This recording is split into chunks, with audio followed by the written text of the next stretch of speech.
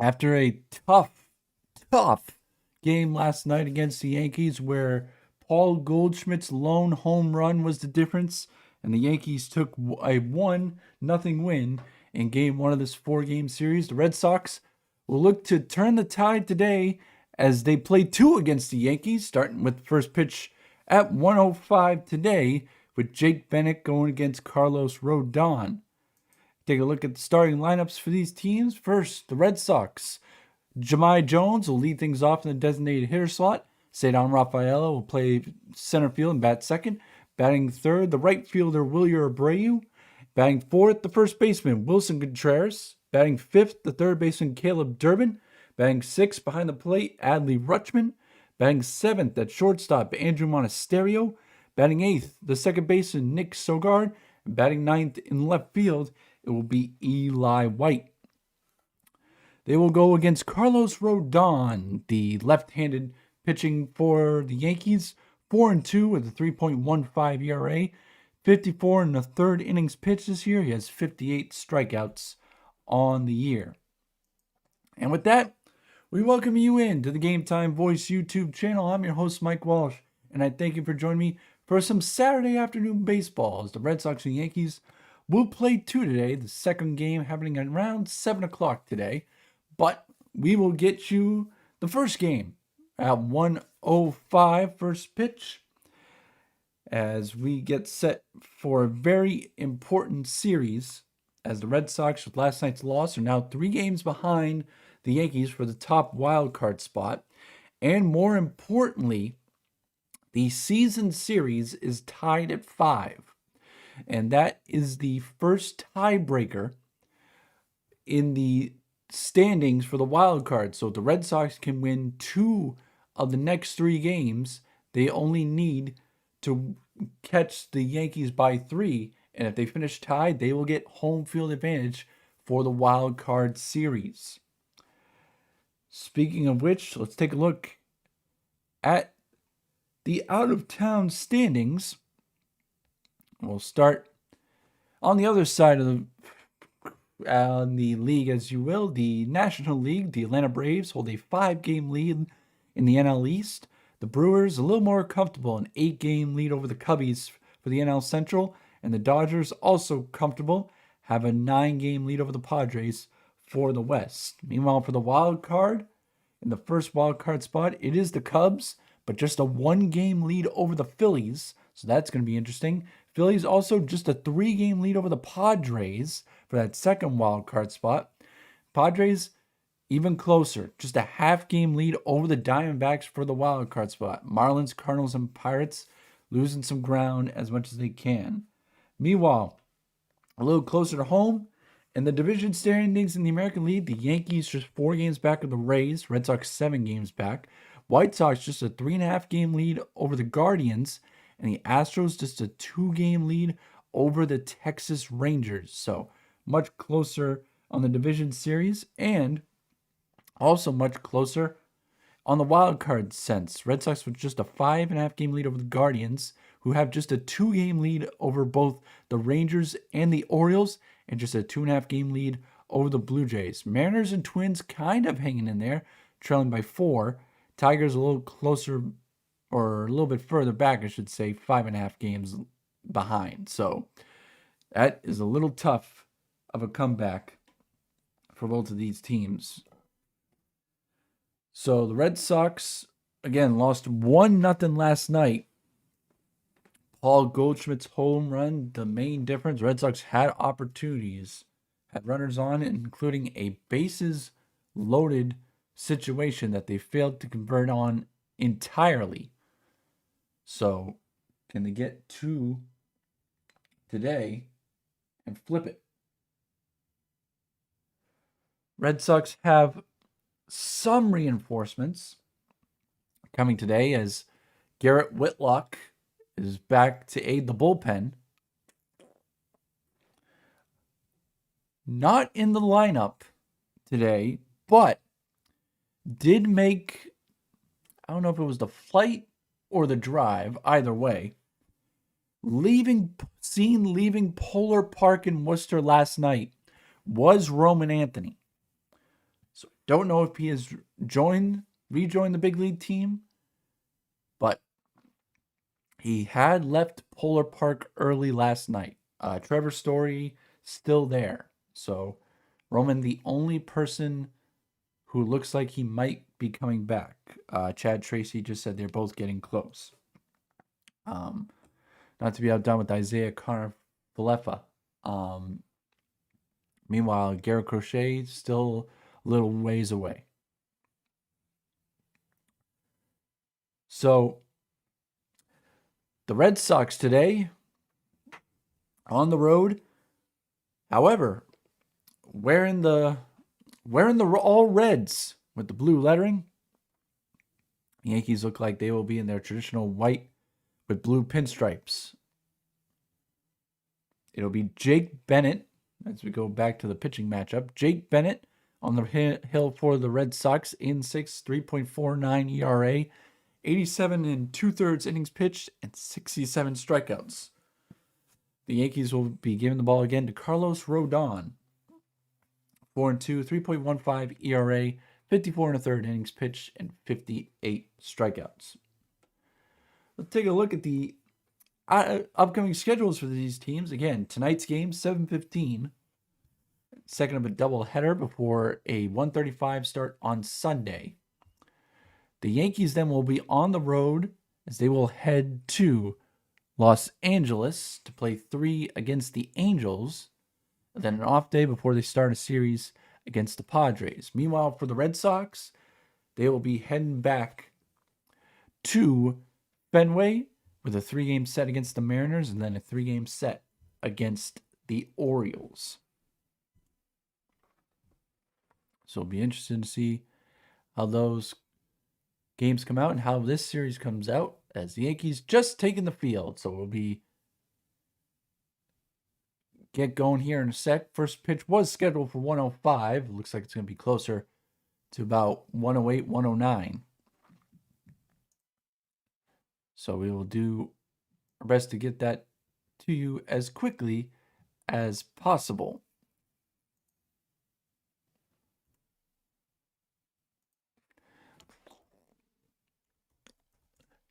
Again, it will be Jahmai Jones, Cedar Rafaela, and Wilyer Abreu to start things off for the Red Sox.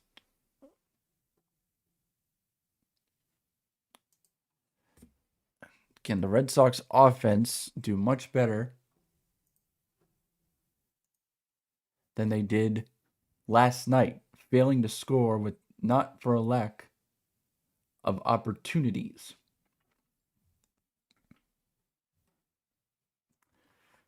Meanwhile, we'll take a look real quick at the Yankees lineup. Paul Goldschmidt will bat first and be the first baseman.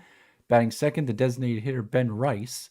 Ahmed Rosario at second base, batting third. Batting fourth, the right fielder Elliot Ramos. Batting fifth, the left fielder Cody Bellinger. And batting sixth, the shortstop George Lombard Jr. Batting seventh, the third baseman Jose Caballero. Batting eighth, the center fielder Spencer Jones. And behind the plate and batting ninth, Ali Sanchez.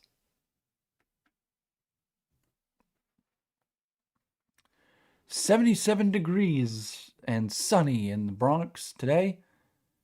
Perfect weather for some Saturday afternoon baseball. The Yankees, indeed, with the home whites with the blue pinstripes. Red Sox going with the all reds with the blue numbers and lettering.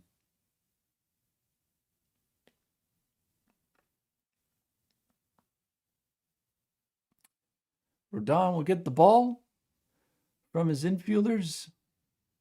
Jahmai Jones will dig in.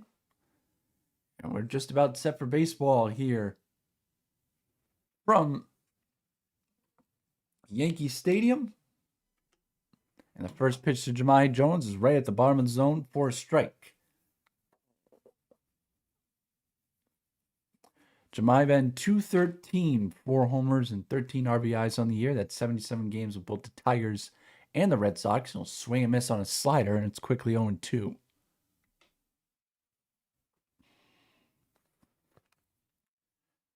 Jemai was part of a platoon of substitutions last night where Chad Tracy went to his bench 3 straight pinch hitters. It was very, very interesting. The 0-2 from Rodon.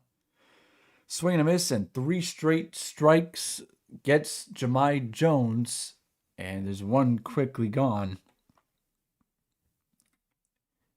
In the top of the first, I'll bring up Showdown.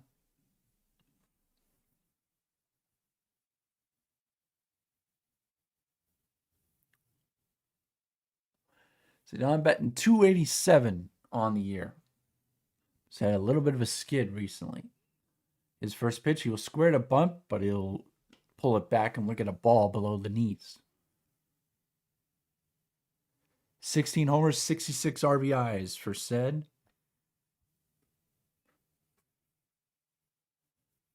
Got the yellow protective gear on the left elbow and on the left foot. The 1-0 squares again, and look at another ball. Counts 2-0.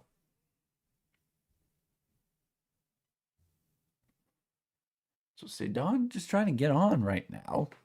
He squared a bunt twice.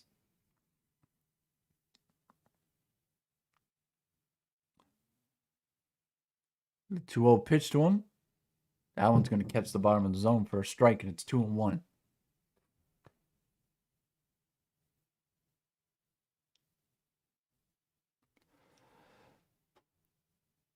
Rodon set the 2-1 pitch. Swung on and hit to second base. Easy play there for Ahmad Rosario. He will throw on to first. And there are 2 gone in the top of the first. Now we'll bring up Willier.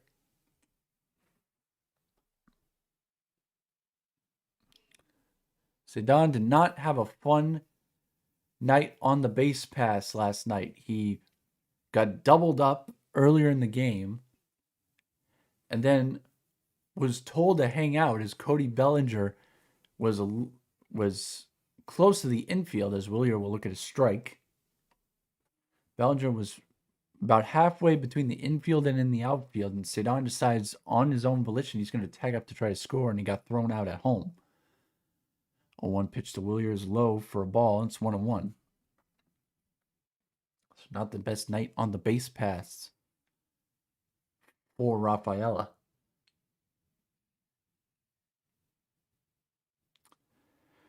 Rodon from the stretch, the 1-1 to Willier. And he rips one foul down the first base line. Counts 1-2.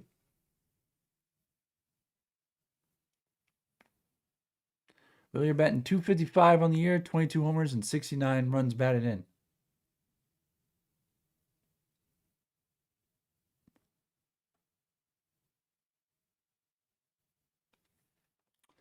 Ten pitches so far in the outing for Carlos Rodon, the lefty. He's got a 1-2 pitch ready for Willier. Here it comes. That one low for a ball in the dirt, and it's 2-2.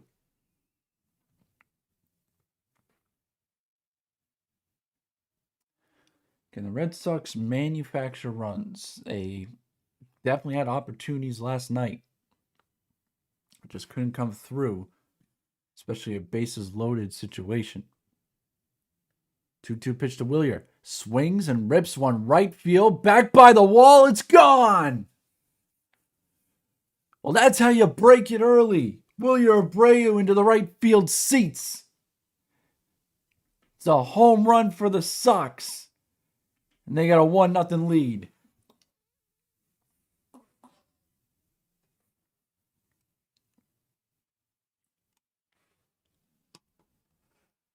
Wasn't the biggest swing, but you don't need much to get it out in right field in Yankee Stadium.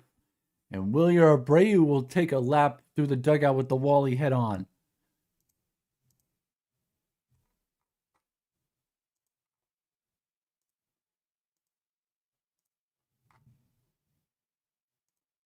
Big drive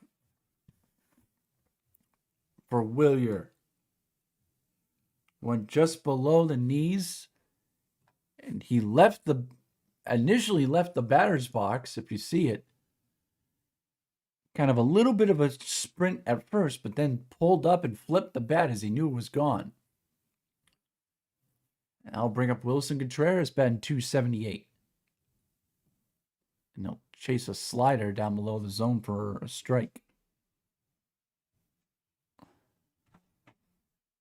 That one was into about the fourth or fifth row of seats. Contreras looked at a ball that was spiked before it got to the plate, and the count's 1-1.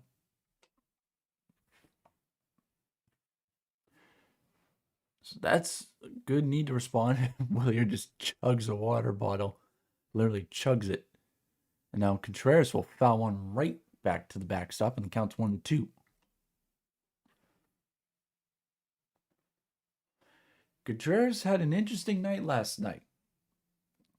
Had caught Austin Wells on a couple follow-throughs on the elbow when he was swinging. Look at a ball down below with slider, and it's 2-2. Hit Wells twice on the glove side elbow on his backswing. Not intentional, but second time you got to start asking questions. And this time he's going to foul one right off of Hunter Wilstead, the home plate umpire. Count still 2-2.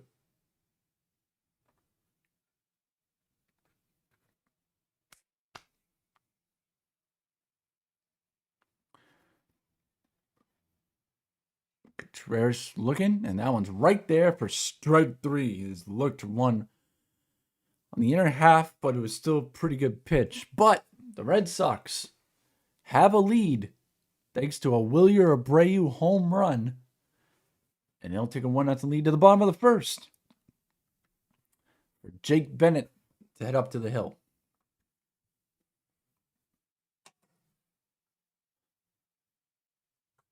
So the Red Sox break the seal.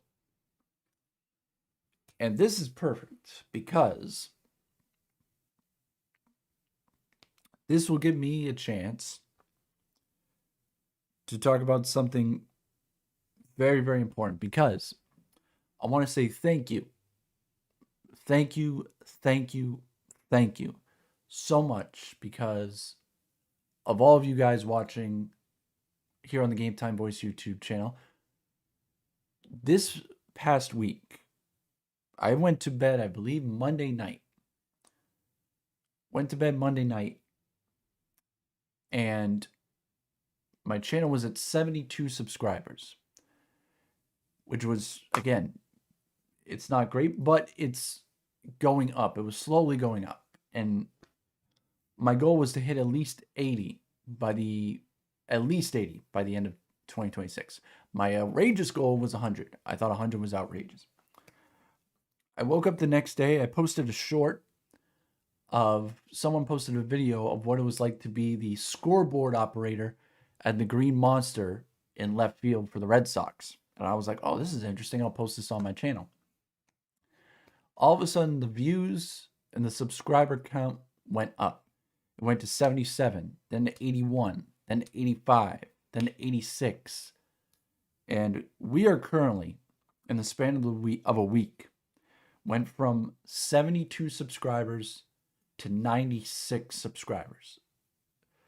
So we gained we gained 24 subscribers. Math was never my strong suit. But we gained 24 subscribers in a week. And that short currently sits at 7.8 thousand likes with 7.8 thousand views with 231 likes and 28 comments. So I just can't say thank you enough for all of you guys who are now part of this.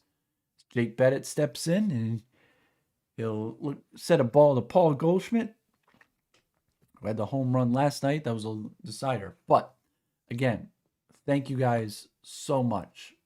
And 100 is looking a lot more reasonable as Goldschmidt swings and misses on a sinker. It counts 1-1.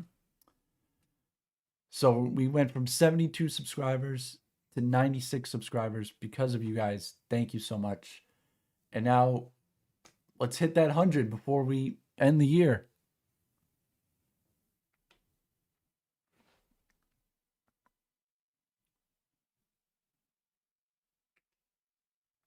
Just absolutely unbelievable. I can't thank you guys enough. And I thank you guys for joining me here This is a 2-1 pitch to Goldschmidt. Swung on a miss on a sinker. And the count's 2-2. Jake, last time out, 7 innings, 6 strikeouts, 4 runs allowed, 7 hits, but got the win against the Giants. His 2-2 to Goldschmidt, swung on and lifted to center field. Showdown coming in, makes the catch, and that's the first out of the game. For Jake Bennett, Caleb Durbin, Andrew Monasterio, Nick Sogard, Wilson Contreras, third, short, second, and first. In the infield, left to right, Eli White, Showdown, and Willier, and Adley Rutschman behind the plate for Jake Bennett. Red Sox defense. I'll bring up Ben Rice, the designated hitter, 255 on the game, or on the year, I should say. Looks at a sinker inside for a ball. 35 home runs and 83 RBIs for Ben on the season.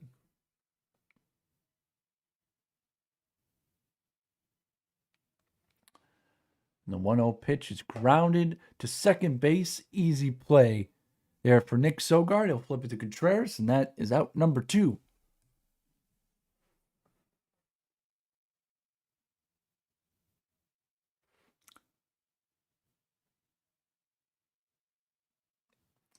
For those of you wondering, this day is a double header because this is a makeup game from June 6th. The Yankees and Red Sox are doing today, as Ahmed Rosario swings at the first pitch and fouls it off. Counts 0-1. Ahmed 225 on the year, 10 homers, 28 RBIs. The 0-1 on the outside corner for a strike. It counts 0-2.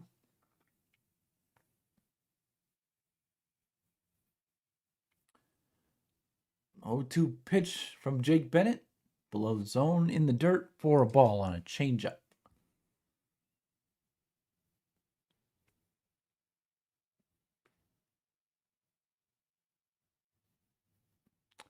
Bennett gets the pitch from Rutschman. The 1-2 swung on and grounded to third. Easy play there for Caleb Durbin. Fires on to first in time. And it's a 1-2-3 bottom of the first for Jake Bennett. So we will head to the top of the second with the Red Sox holding a 1-0 lead here on the Game Time Voice YouTube channel. And it will also give me a chance to let you guys know that a new season of commentary highlights will be coming up very, very soon. Just heard from my bosses, and I got my first 3 assignments on the young season. September 11th, September 18th, and September 25th. September 11th, I will be in Shrewsbury for St. John's versus Leominster High School on a Friday night. A week later, I will be in Everett as Zavarian will take on Everett High. Then September 25th, I will be heading to Malden Catholic's homecoming game. The blackout game against, and I want to make sure I get this right because I do not want to mess up anything. Let me see here. Malden Catholic will be taking on Westwood. So I will be there for those games, and commentary highlights will soon follow. So make sure you stay tuned for that. I also just released a throwback commentary highlights. I was able to finally get the clips for a Division 4 boys ice hockey semifinal that I did in Chelmsford. It was St. Bernard's High School against Winthrop High School. Back in early March. So I posted that. So if you've not done so already, after the Red Sox game today, go and check out that video. And also, while you're at it, I made sure to put them in the description. I put them at the end of the video. Go check out my friend who was the color commentator in that game, David Marr. Go check out his channel in the description. As Caleb Durbin will step in to lead off the top of the second. He'll look at a ball inside. David Marr Broadcasting. Look that up on YouTube, and he has plenty of commentary highlights you can choose from, so go and give him a shout out. As Durbin swings and misses on a fastball, and it's 1-1.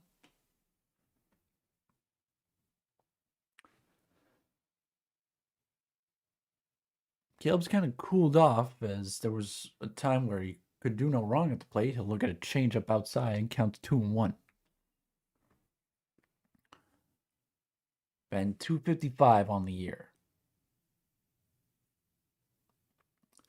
2-1 pitch from Rodon. That one's inside and counts 3-1.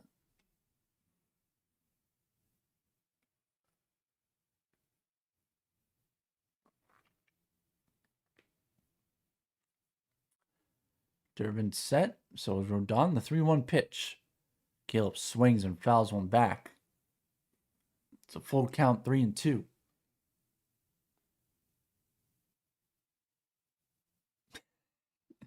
They just showed. So Caleb's been dealing with busted pinky for much of the season. And they just showed a t-shirt someone had walking around and said, dude, it's a pinky. It's all good. As Durbin swings and misses at a 95-mile-an-hour fastball for a strikeout. That's out number 1 in the top of the second. Believe it or not, the t-shirt that they just showed on the screen was one of my thumbnails for my last Red Sox live stream I did against the Pirates. And that will bring up the switch-hitting Adley Rutschman from the right side of the plate today. And the first pitch from the lefty Rodon, or Rodon, I should say, is below the zone for a ball. I also just noticed there's a guy in the second row right above the Red Sox dugout with an A's hat on. As Rutschman looks at a ball below 2-0. He's got an A's hat. Why are you here? Adley in 80 games with the Orioles and the Red Sox, 233 average, and he swings and misses on a fastball, 95. And this was a case last night, too. There were many pitches in the strike zone. Red Sox normally crushed that they just couldn't catch up on. 2-1 to Adley. I'll foul that one down third baseline.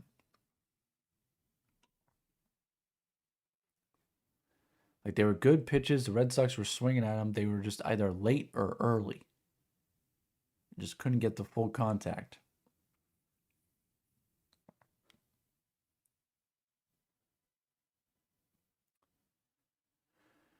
Rutschman's set. So's Rodon from the stretch.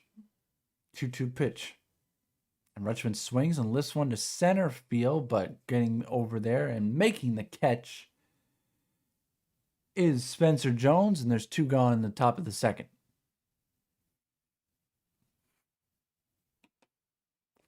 Now I'll bring up Andrew Monasterio. 253, 6 homers, 38 RBIs, and 93 games for Andrew.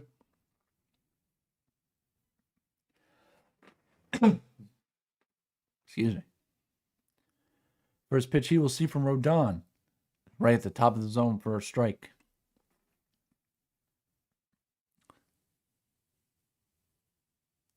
"30 pitches already in the second inning for Rodon is 0-1. And Andrew couldn't check his swing. And it's 0-2.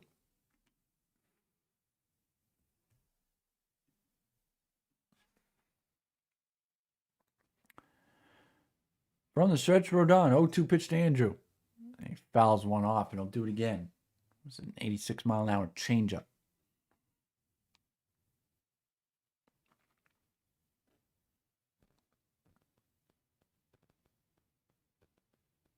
I believe the Patriots might have made a trade.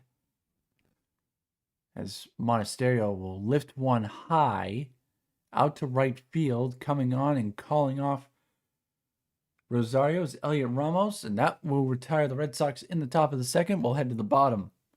Red Sox with a 1-0 lead thanks to a Wilyer Abreu home run.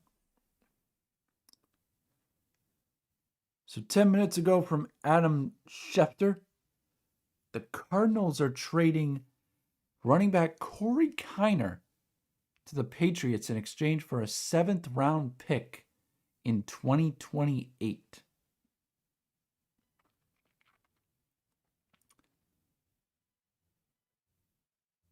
That worries me. I didn't think the Patriots needed a running back.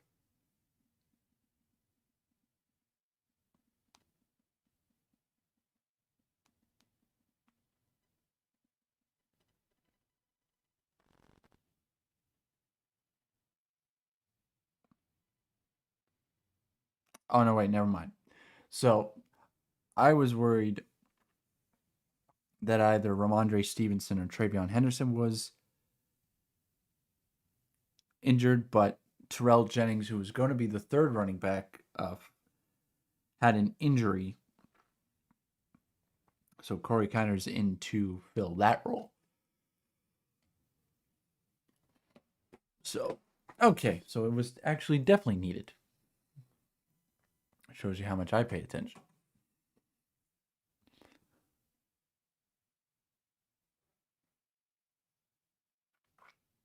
Also, got a little over a month, but actually no, it's exactly a month. Hockey, basketball and football season. Football season actually is much closer, but hockey and basketball right around the corner. End of September and early October is very busy month for me. So don't know when the live streams for hockey are gonna come. It might be a little bit of a longer wait, but you guys will be the first to know here on the Game Time Voice YouTube channel. Jake Bennett back to work as he works against Elliot Ramos, and the first pitch to him is inside for a ball. It's 1-0.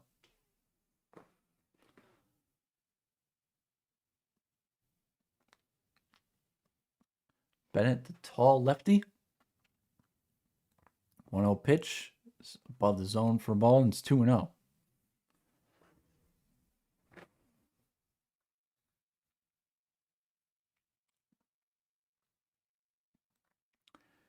Bennett getting the side from Rutschman.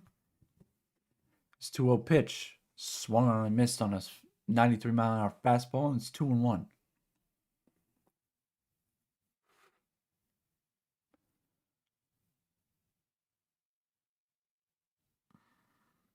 Bennett delivering again.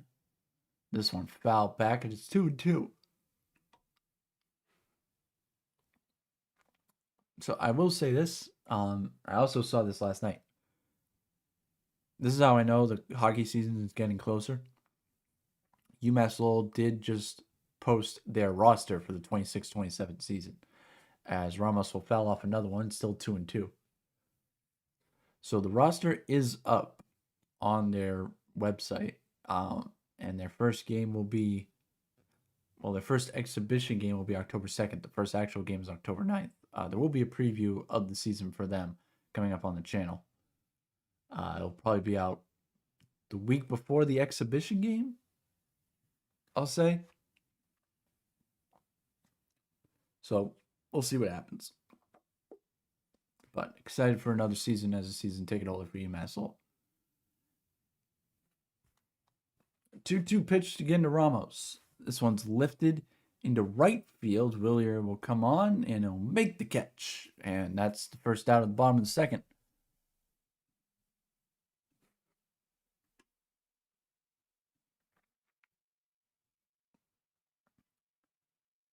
Yeah, again, a replay. Yeah, Cody Bellinger had plenty of time to get a running start on that throw last night. I don't know what Sadan was thinking. As Bellinger will look at a ball, and the count's 1-0. It was the third fastest outfield assist in the StatCast area, which is since 2015 for the Yankees, as the throw was 99.7 miles an hour. Aaron Judge, I think, had one that was well over 100.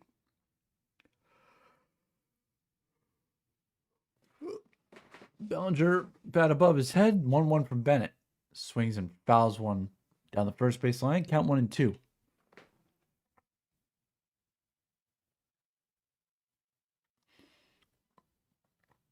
Cody on the season, 254, 12 homers, and 59 RBIs in 107 games played. 1-2 pitch from Bennett. Right above Bellinger's back foot in the dirt, and the count's 2-2.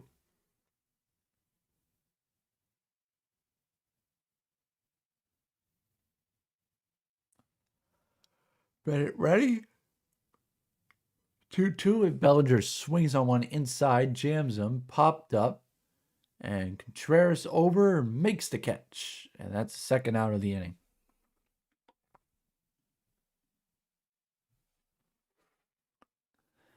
Now bring up George Lombard Jr. 21 games since being called up, 257, 2 homers, 6 RBIs.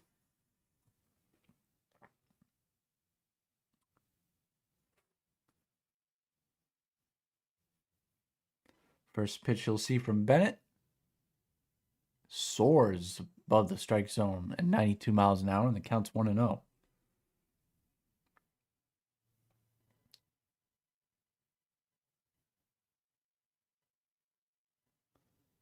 Lombard bat just behind his head. The 1-0 from Bennett is fouled back on an 83-mile-an-hour curveball, and the count's 1-1.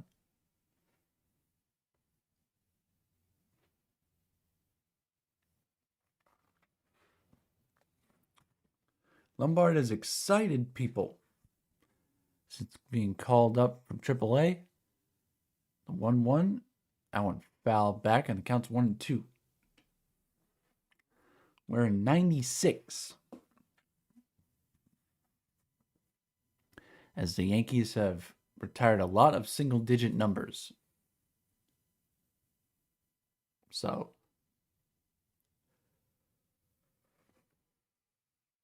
1-2 pitch in the dirt, blocked out by a Rutschman. The count's 2-2.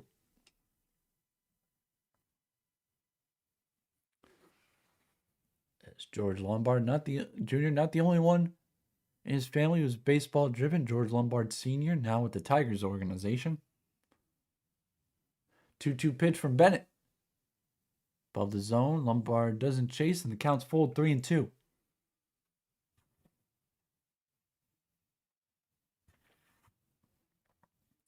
Jose Caballero waiting on deck in the neon gloves and protective gear. Can never mistake him at night.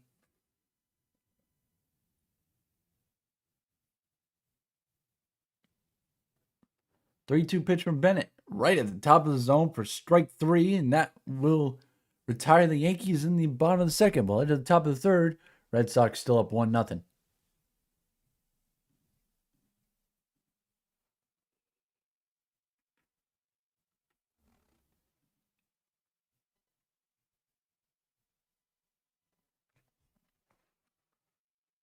So in case this is the first time you guys have joined us here for a Game Time Voice live stream, I want to welcome you guys in. There's a plethora of new guys here on the channel. In case this is the first one of the Red Sox that you are joining us, we are trying to break a streak. We have done 4 Red Sox live streams this season here on the Game Time Voice YouTube channel. We are 0-4. So, trying to break a streak by ourselves.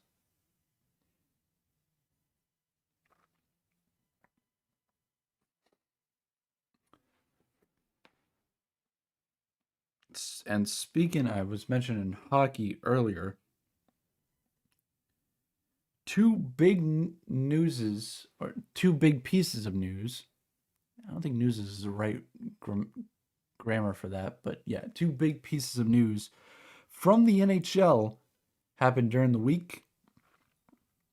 The first being that Connor Hellebuck, the longtime Vezina Trophy winner and former MVP goaltender for the Winnipeg Jets, has requested a trade.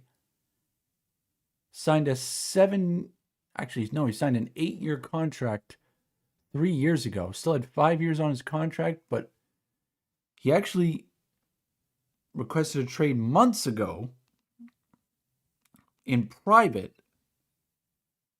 but the Jets were unable to do anything, so now he's making it public. So now the interesting thing, where will Connor Hellebuck end up, or will he still be a Winnipeg Jet by the start of the season?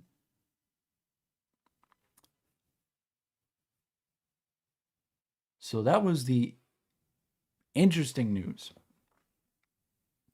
in terms of came out of nowhere. As Nick Sogar will lead off the top of the third, and he'll look at a ball above, and it's 1-0. The news that came from Colorado, though, what the news was, not really a surprise. Sogar looks at a ball below, it's 2-0. The details of the news, very interesting. We'll get to it in a sec, as Sogard facing Rodon, a 2-0 pitch coming. Here it is. That one's inside, ball 3. Cale Makar signed an 8-year extension with the Avalanche, valued at $163.2 million. Sogar will look at a strike on a 3-0 pitch, and it's 3-1.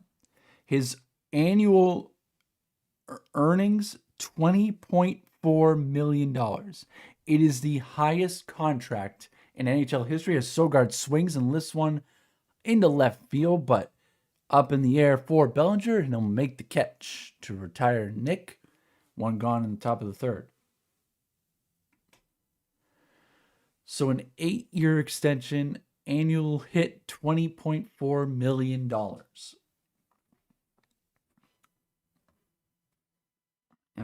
I gotta check this because someone said I want to make sure it's right.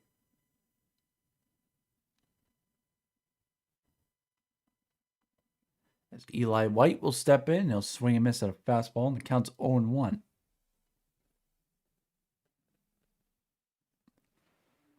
Eli White, 237, 5 homers, 20 RBIs on the year. One below zone, checks his swing. Did he hold it? Yes, he did, and the count's 1-1.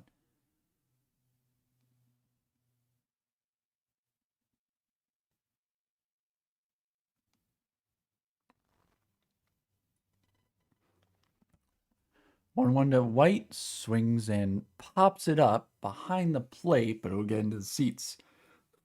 It counts 1-2. So the most you can make as a player in the NHL is 20.8. So the most you can make is 20.8. Cale Makar signed for 20.4. And you know what?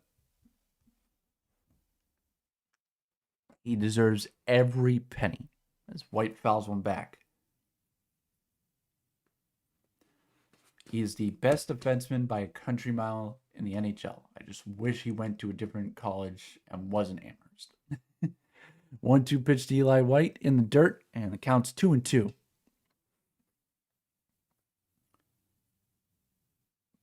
Over $20 million over the next 8 seasons. Former Conn Smythe winner. 2-2 pitch to White. Swung on into center field, but it's going to hang up for Spencer Jones, and there are 2 gone in the top of the third. I'll bring it back to the top of the order, Jahmai Jones.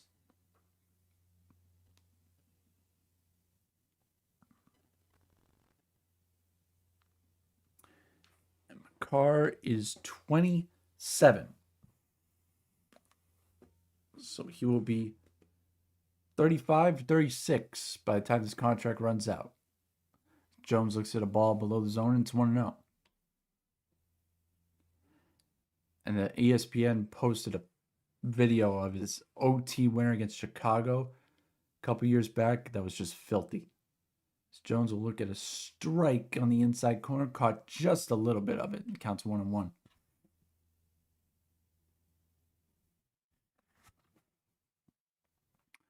1-1 pitch to Jemai. Swing and chasing on a changeup outside, and it's 1-2.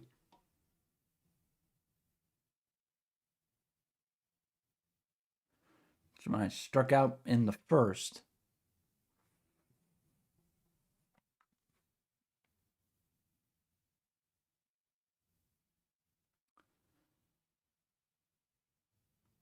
One-two pitch is outside, and the count's 2-2.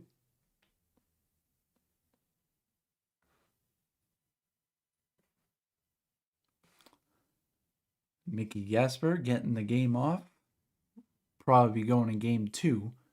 It's 2-2 pitch to Jemai. Swung on a miss on a slider below the zone again.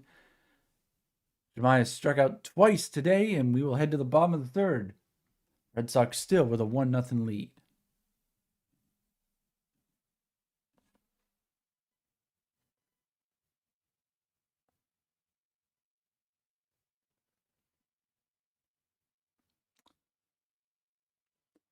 So this is game 1 of a doubleheader today between the Red Sox and the Yankees.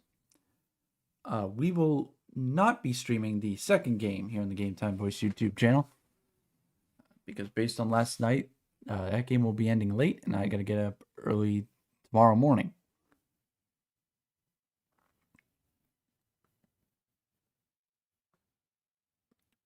And it's not worth...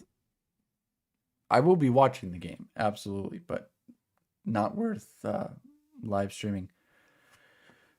2 games on the same day. Want to get my voice rested and ready to go as football season's starting up soon in the high school level. And as I said, got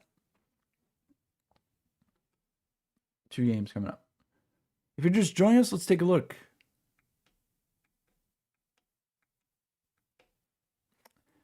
Take a look at the standings here in the American League.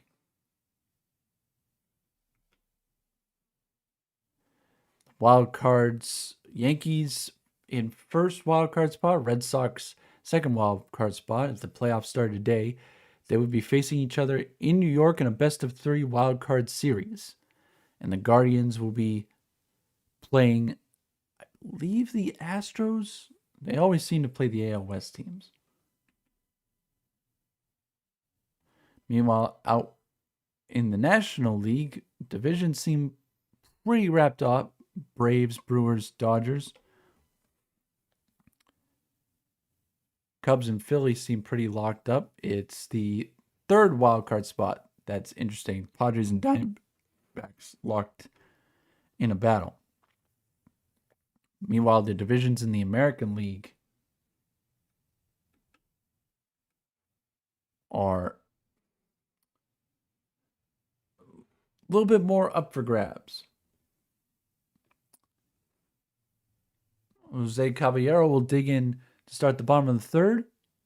He swings and misses on the first pitch from Bennett. A 92-mile-an-hour fastball, and it's 0-1. Caballero on the year, 232, 12 homers, 44 RBIs.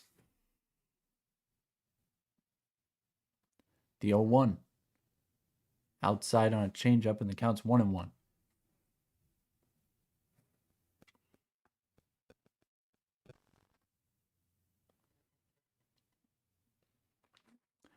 The 1-1 pitch. Swung on and missed. And on a changeup, and it's 1-2.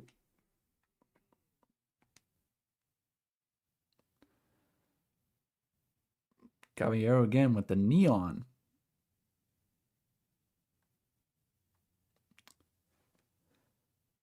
Protective gear. The 1-2 from Bennett. Lays off a pitch outside, and it's 2-2.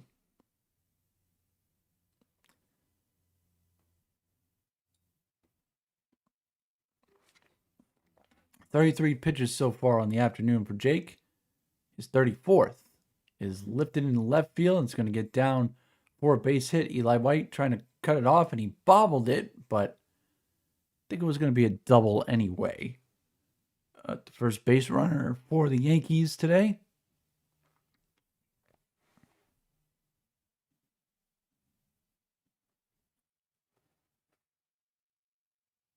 Don't know if Eli White could have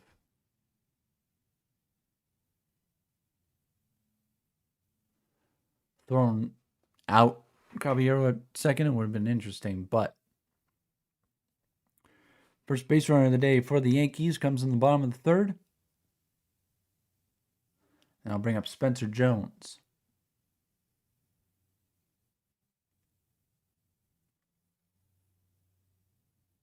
Very interesting batting stance here for Spencer. First pitch from Bennett is fouled back.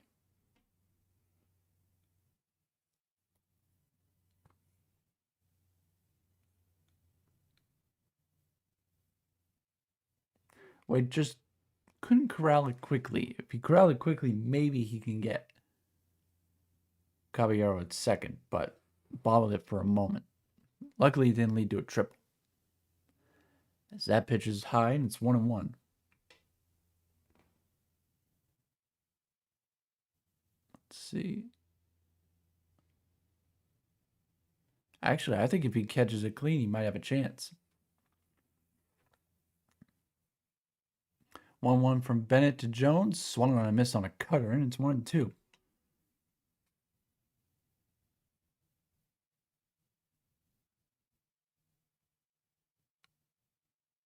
Caballero and Monasterio exchanging some pleasantries. Second base, Bennett checking on him. 1-2 pitch. Just outside. And it's 2-2. Jones on the year, 228, 7 homers, 23 RBIs, and 61 games played.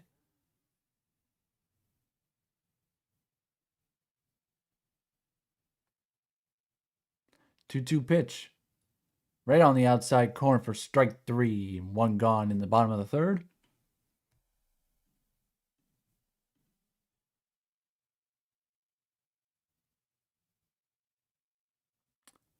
So that one just painted.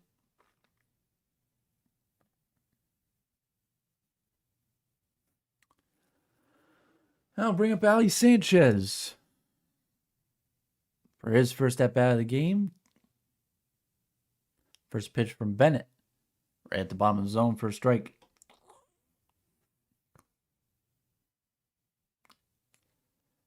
Ali on the year, just 38 games played, 254, 1 homer, 7 RBIs. Caballero lead off second. The 0-1 pitch from Bennett is fouled off to the right, and it's 0-2.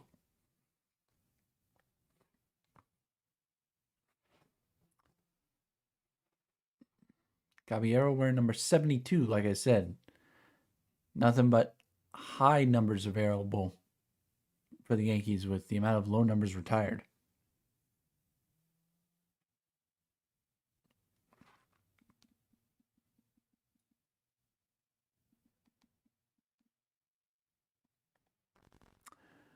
Bennett working from the stretch.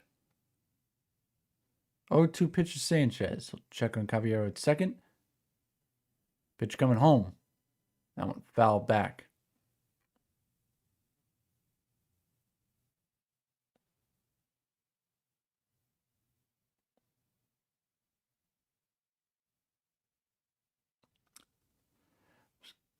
Good to say, Caballero probably not the most famous 72. So I was going to mention Gavin McKenna, but Gavin McKenna will wear number 92 his rookie year for the Toronto Maple Leafs.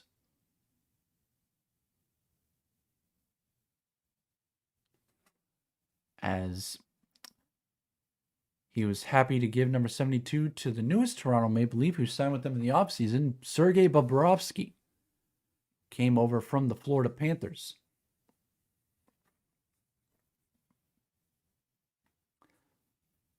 Which that is going to be interesting, seeing Bobrovsky not in a Panthers uniform.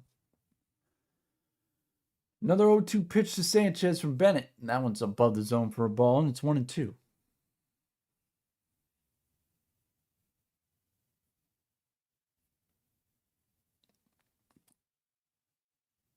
Paul Goldschmidt, the leadoff hitter, on deck. 45th pitch of the game for Bennett is a sweeper that missed low, and it's 2-2.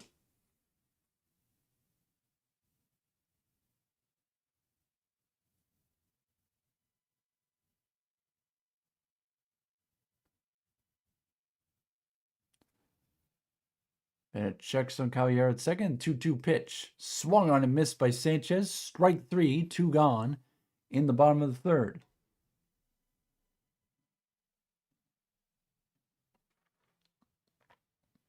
Just a nasty pitch that fell off the table.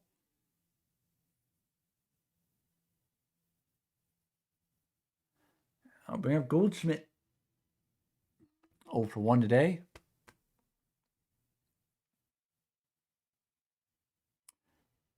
First pitch of the at-bat is outside on a changeup that missed badly, and it's 1-0.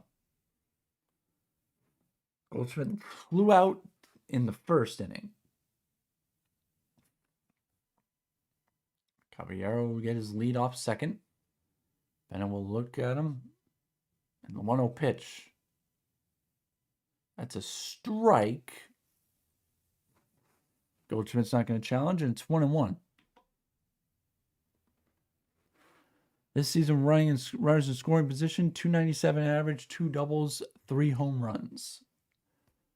Paul Goldschmidt, 1-1. Swung on a miss on a sinker at 92, and it's 1-2.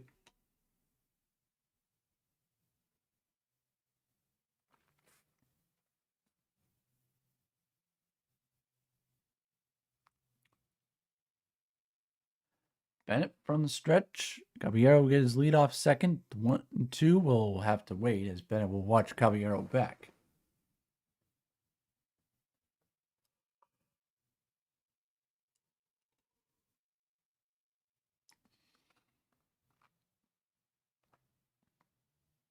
Pitch number 50 of the day.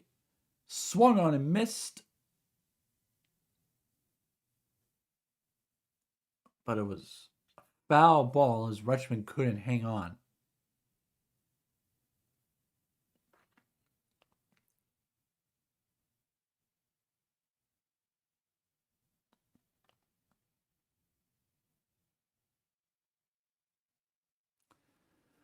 So Caballero will go back to second. Rutschman hangs on. That's a strikeout. Another 1-2.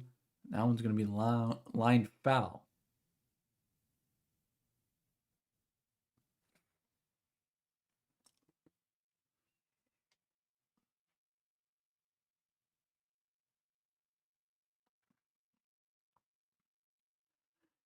Bennett do it again. Had Goldschmidt, but Rutschman just lost the handle on it. 1-2 pitch. That one's popped up. First base side. Contreras over. Makes the catch. And now the inning will be over. No score. Actually, 1-0 lead for the Red Sox. After 3, we'll head to the top of the 4th on a Wilyer Abreu home run. It is 1-0 Boston.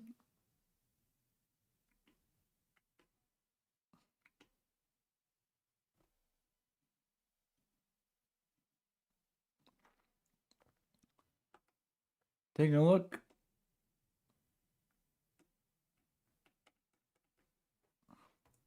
The upcoming schedules for these two teams. Again, 7:15, game 2 of the doubleheader tonight. Then a 1:35 first pitch tomorrow afternoon. Then the Yankees will be out on the road to California. First for a set against the Angels. Then they will take on the Padres after an off day. Meanwhile, the Red Sox will be coming back to Massachusetts for a 3-game set with the Mariners and then a 3-game set with the Orioles.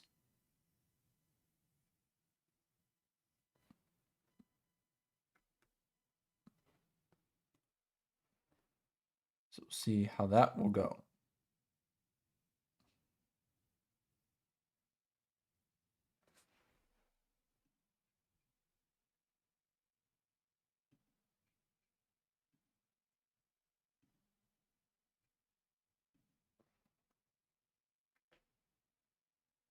So I should say, yeah, there's an off day for the Yankees in there. The Red Sox, no.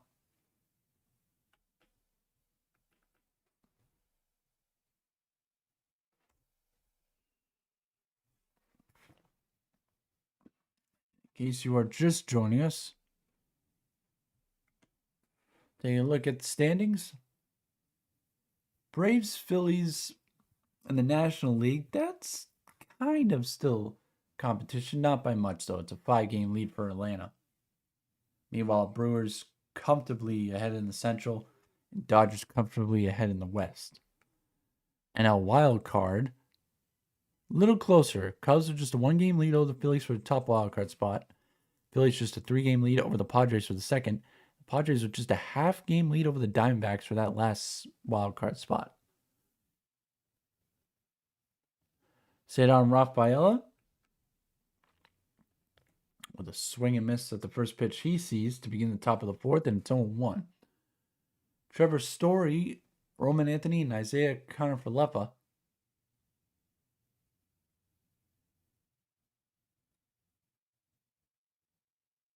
still rehabbing in Worcester, as that is a strike to sit on the outside corner. Counts 0-2. So I swear I thought that Roman left Polo Park early as Rafaela swings and fouls one high, but foul, off to the left. So I could have sworn that Roman Anthony left early in the Woo Sox game last night, as Rafael will loop one in the outfield, but coming on and making the catch is George Lombard Jr. for the first out of the top of the fourth. But it looks like Trevor Story, Roman Anthony, and Isaiah Kiner-Falefa all will be playing today at 4 o'clock for the Worcester Woo Sox.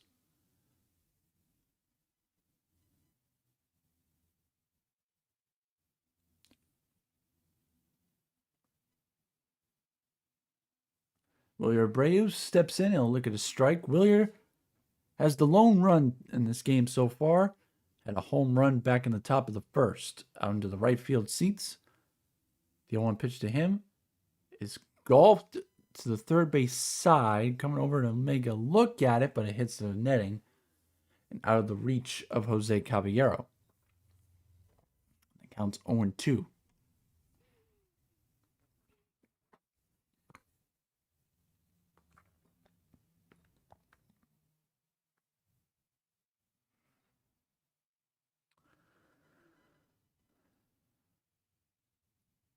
We are taking this time. He's going to ask for time to slow things down. 1-0 your score, top of the fourth. Carlos Rodon, 55 pitches on the outing so far. Pitch number 56, swung on and fouled back on a slider right in the middle of the zone. Wilyer just missed that one.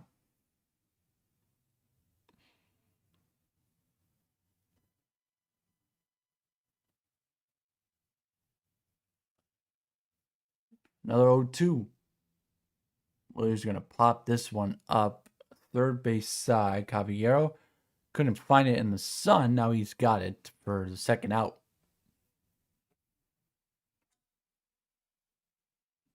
I'll bring up Wilson Contreras, who's 0 for 1 today. Struck out back in the first. Spent 278, 26 homers, 78 RBIs on the year.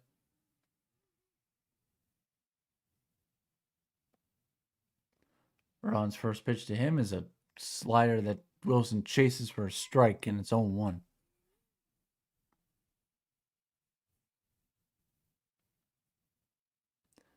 The 0-1 pitch, and Wilson checks his swing, and it counts 1-1.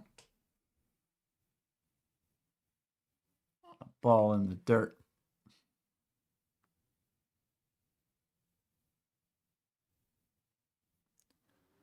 1-1 pitch to Wilson.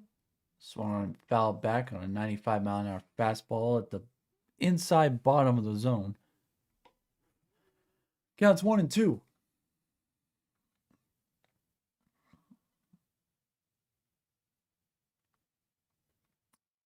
One-two pitch to Wilson. Chases one well below the zone. Strikes out for the second time today. We will head to the bottom of the fourth. Red Sox still with a 1-0 lead. Here on the Game Time Voice YouTube channel.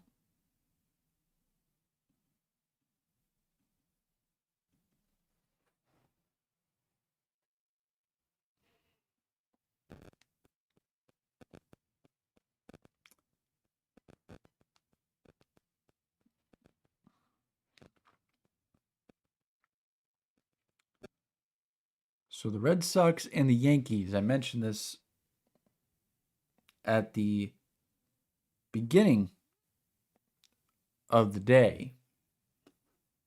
Not only are the Red Sox and Yankees separated by 3 games in the wild card round, they also have tied the season series, both teams with 5 wins. And there are 3 games left. So whoever wins 2 of those 3 will not only be close, but will own the tiebreaker between the 2 teams. First tiebreaker is head-to-head. So the Red Sox, if they can win the next 3 games of the series and take 3 of 4, they would be tied with the Yankees but ahead because of a tiebreaker.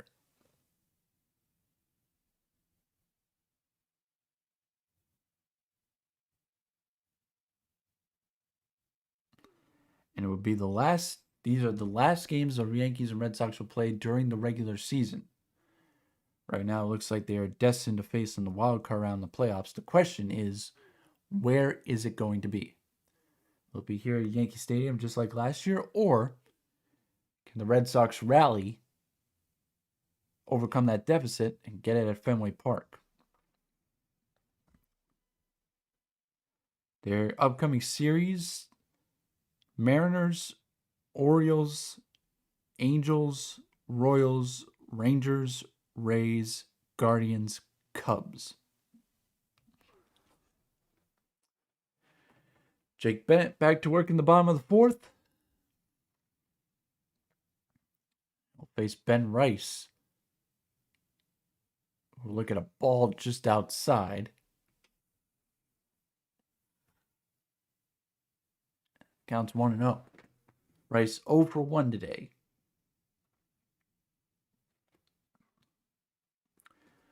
1-0 pitch from Bennett. Chop foul on the first base side, and it's 1-1. Ben Rice tied for second in homers and extra base hits, 4th in RBI and OPS, and tied for 4th in runs scored entering today. The 1-1 from Bennett, right on the outside corner for a strike.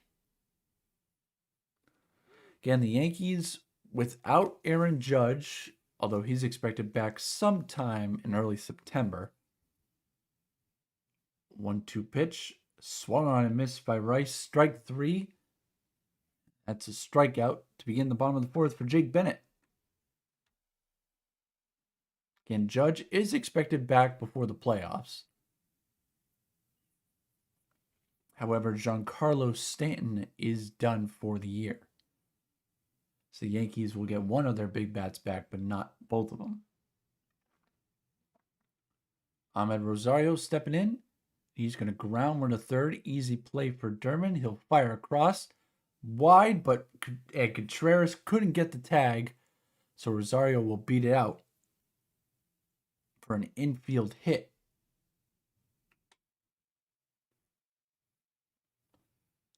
So 1 out. Durbin just kind of loosely threw it. Contreras couldn't get the tag. I'll bring up Elliot Ramos. Also for 1 today. First pitch from Bennett.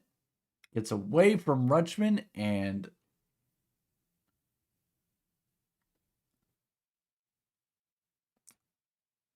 Rosario will get to second. Just kind of handcuffed him.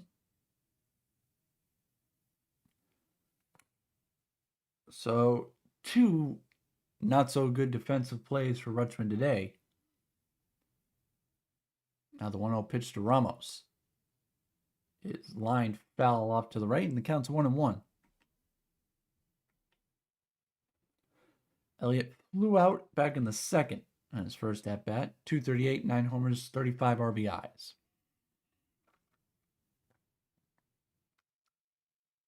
One. Swung on and missed on a 92-mile-an-hour fastball. It counts 1-2.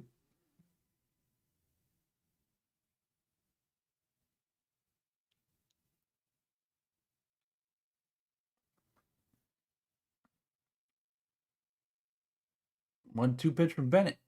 It's hit to center field. Showdown going back. It's turned around, and he can't make the catch. Rosario didn't go. We thought he was going to get caught. This one's going to come in. Sogard's relay throw in time to get him. Heck of a throw there. Heck of a relay. Showdown upset with himself, but he didn't make the catch, but was able to get the ball in time. Perfect relay from Sogard.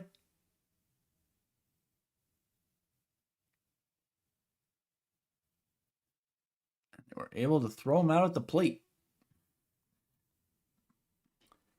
Showdown got turned around. Got it in quick.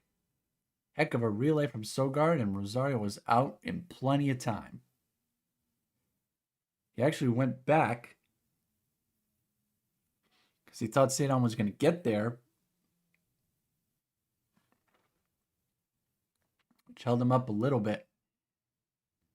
And a perfect relay. Excuse me. Perfect relay from Sogard. So 2 outs, runner on second. I'll bring up Cody Bellinger.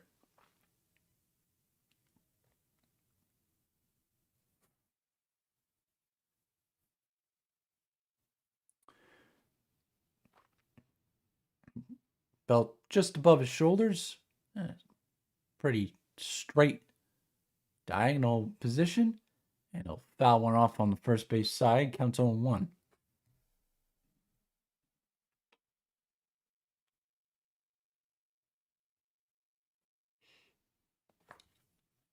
So a nightmare defensively for the Red Sox. Showdown got turned around. Turns into a pretty big play at home as Bellinger will look at strike 2 on the outside part of the plate, and it's 0-2.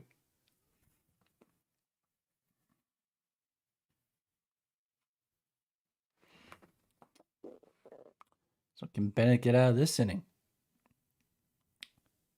His 0-2 pitch. Right on the outside part of the plate for strike 3. And Bellinger flips the bat in frustration. So the Red Sox get out of it. 2 runners left on so far for the Yankees. 1-0 Red Sox as we go to the top of the 5th.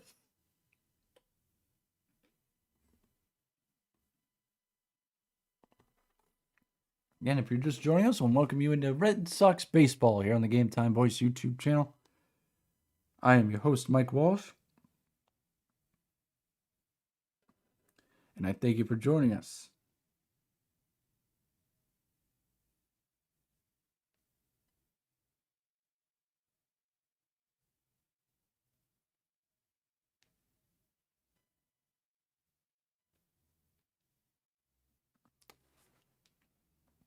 I just had something go across my screen. This happened a while back, but May 24th, 1988. For those of you who don't know,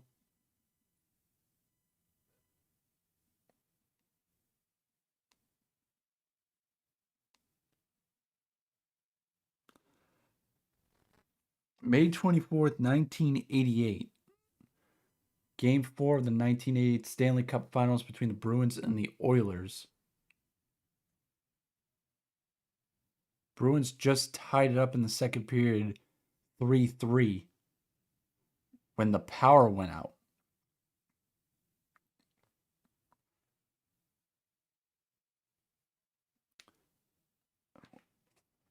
One of the moments of the old Boston Garden. Funny enough, it was a blackout for the old Boston Garden. That was 1988.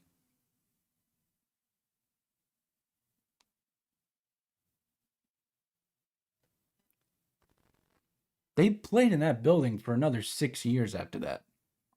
Closed in 1995. I also saw recently as Caleb Durbin will trot out to be in the top of the fifth. Caleb 0 for 1 today. Struck out back in the second. 255, 12 homers, 62 RBIs. First pitch of the inning for Rodon. Caleb squares the bunt, but he fouls it off and counts on 1. Apparently, someone found asbestos on the site of Matthews Arena. Of course, the former home of the Boston Bruins, the Boston Celtics, and Northeastern Hockey. As Caleb looks at a ball outside, it's 1-1. They apparently found asbestos on the build site, or the old site of Matthews Arena and the building site for the new one. So that just delayed the construction another year. 1-1 pitch to Caleb, swung on a miss, strike 2. So now they're saying 2029 is when that arena will be going on. 1-2 to Caleb, lifted in left field. Back goes Bellinger, and he makes the catch for the first out of the top of the fifth.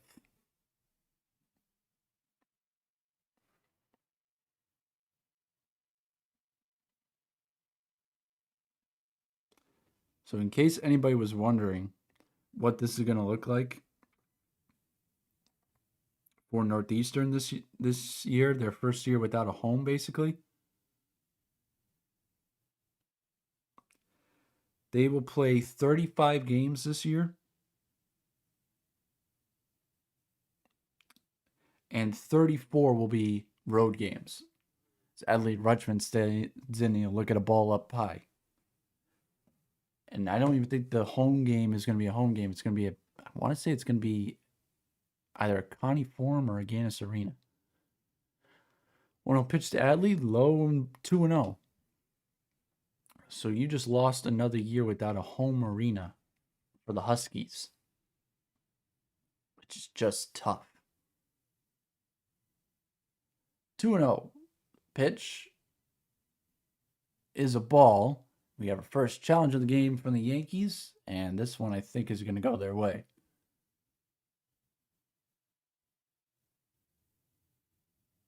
Oh, yeah, that caught a lot of zone. Counts 2-1 now to Adley. Here's the pitch from Rodon. Rutschman swings and misses at a 96-mile-an-hour fastball, and it's 2-2.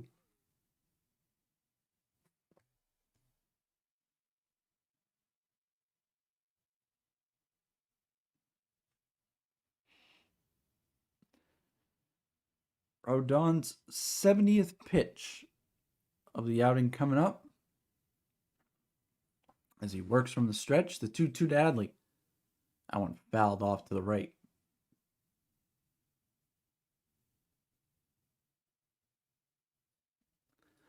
Andrew Monasterio on deck.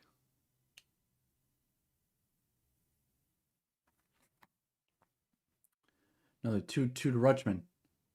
Fouled away again.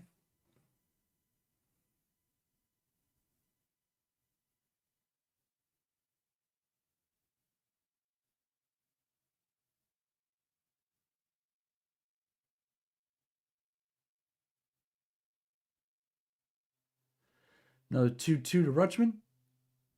Ball in the dirt, and the count's full, 3-2.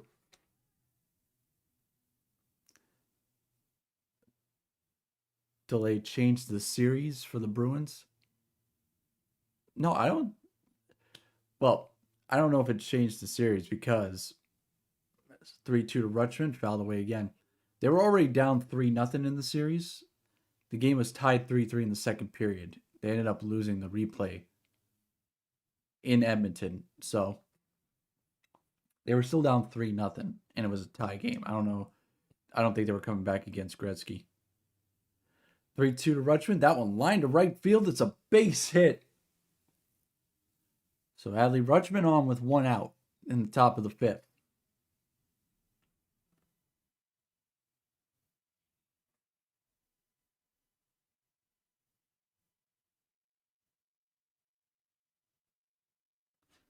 Just a nice piece of hitting going the opposite way.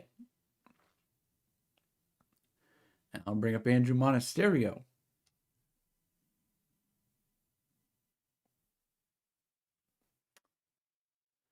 First pitch to him is lined up the middle, but caught. Now Rutschman trying to get back. He gets away.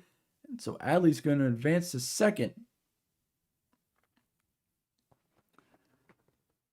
It was caught by Rosario. Rutschman kind of got caught in between. Like really right to Rosario. Pump fake, then threw it.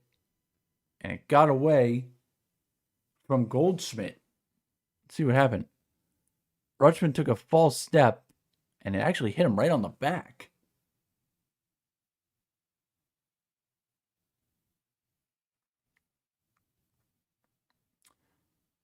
So 2 gone. I'll bring up Nick Sogard.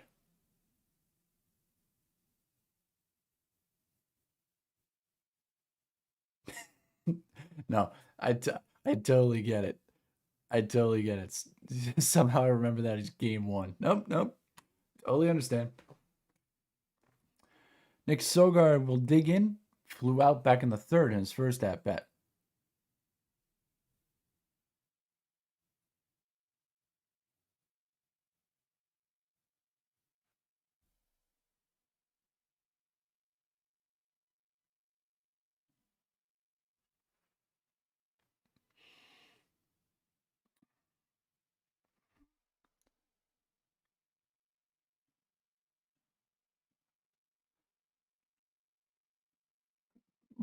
Carlos Rodon against Nick Sogard. No 1 pitch. Sogard going to try to line it.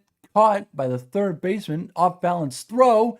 Safe is Sogard. Rutschman to third.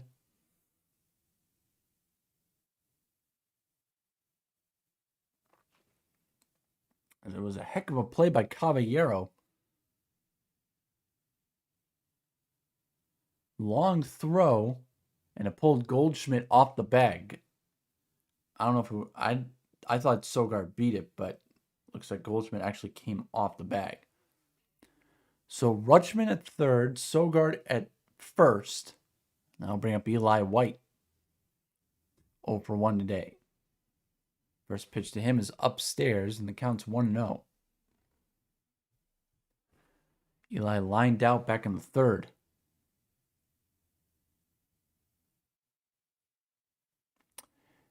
It is Jake Bennett currently on the hill for the Red Sox. But he is on the bench right now as Carlos Rodon working Eli White. Is swing and a miss, and it's 1-1.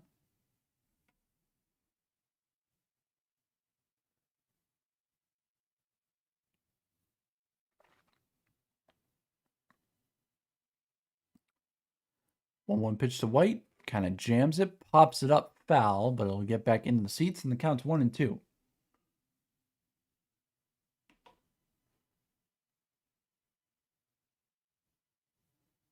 So another pitcher's duel today is Jake Bennett. Has gone 4 scoreless.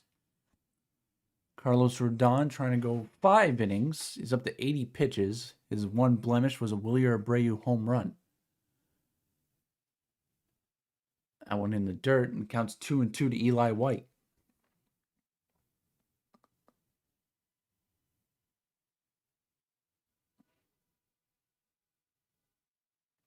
Again, the Yankees in the home white with the pinstripes. Red Sox wearing the red today.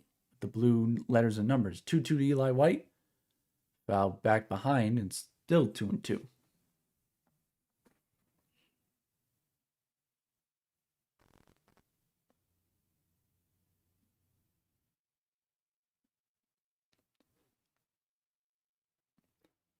White with the bat on his shoulders. And Rodon steps off. So recycle the signs with Ali Sanchez.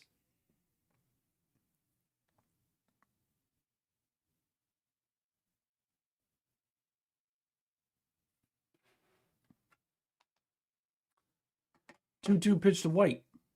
Ground that one foul, and they'll do it again.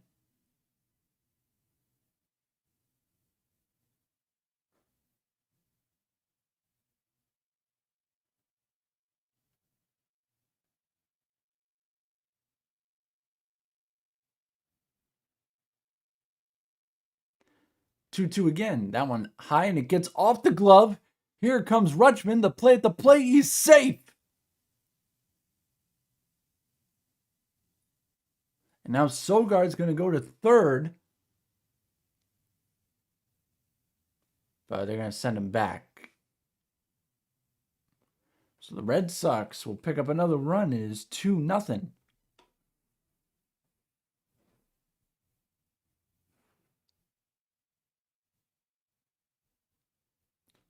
Actually, no, they're actually going to let Sogard take third.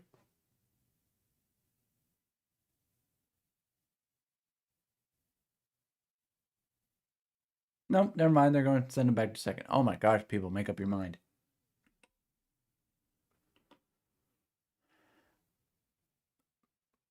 The most important thing, though, is the 3-2 pitch, or the 2-2 pitch, I should say, that made it 3-2.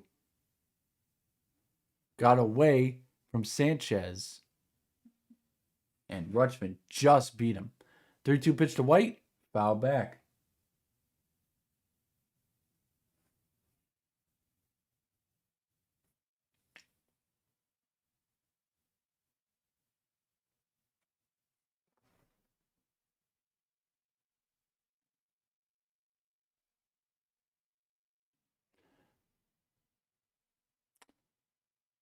Sogard was off on the pitch.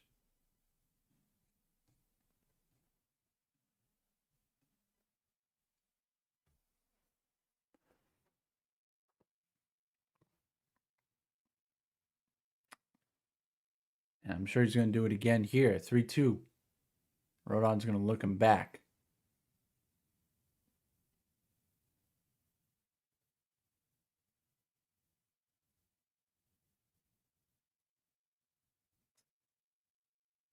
Sogard will lead away from second again. Rodon checking him over. Now the 3-2 to White. Bounced in the dirt. Ball 4. So Eli White draws a walk. Red Sox have runners at first and second with 2 gone in the top of the 5th. That'll bring up Jahmai Jones.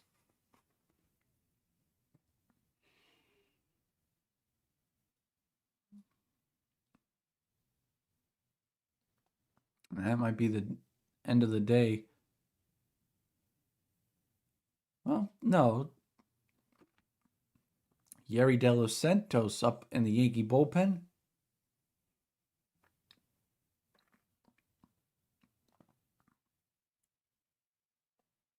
So can Rodon get out of this jam?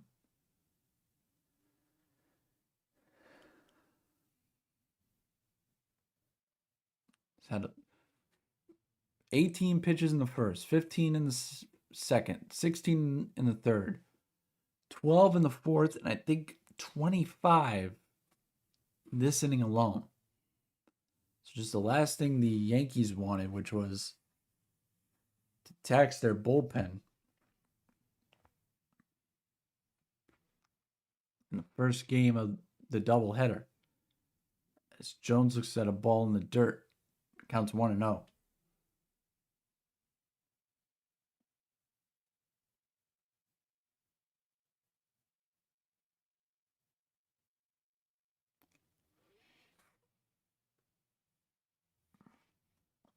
1-0 pitch to Jemai. That one bangs off his elbow. He'll run down to first. So another bases loaded situation for the Red Sox. And now here comes Aaron Boone.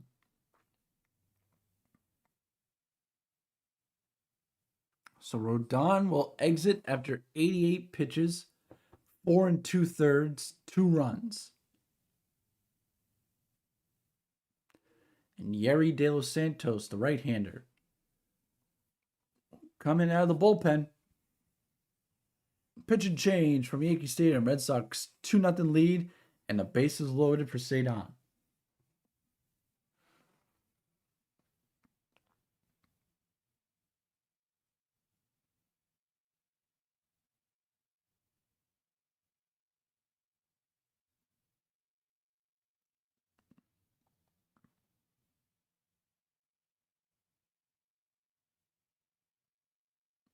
So if you are just joining us, I want to welcome you into the Game Time Voice YouTube channel. Our coverage of Red Sox baseball here between the Red Sox and the New York Yankees. And if you are one of the 24 people that joined us as subscribers this week, I want to thank you so much.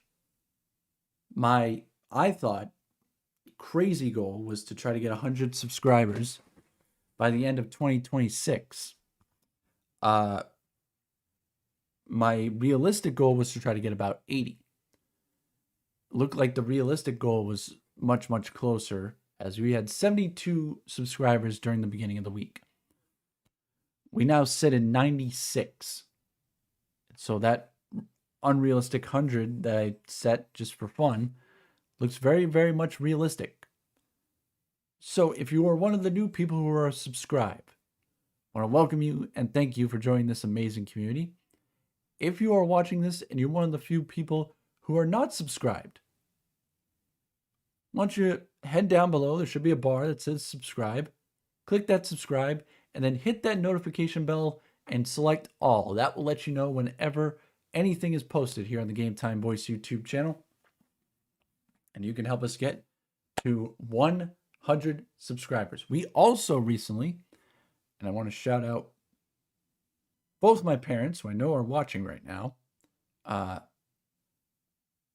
they always are watching, and always keeping an eye on the stats, as apparently throughout all my videos that I posted, I recently just eclipsed 100,000 views on the channel. So I want to thank everybody who helped me with that. Yerry De Los Santos right out of the bullpen to face Cedar Rafaela, and Rafael will foul one back. It counts 0-1.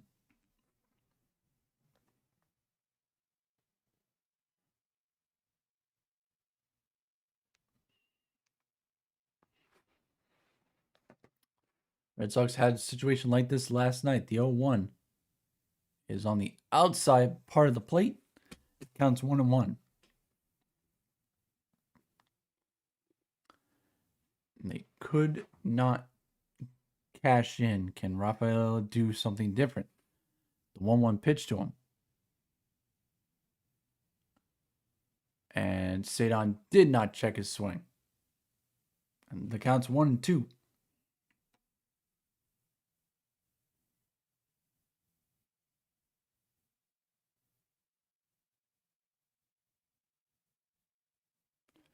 So 1-2 the count, and Cedar, who could not check it.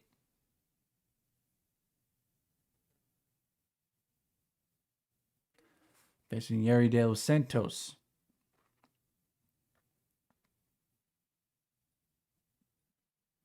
One-two pitch. Rafael will foul it back.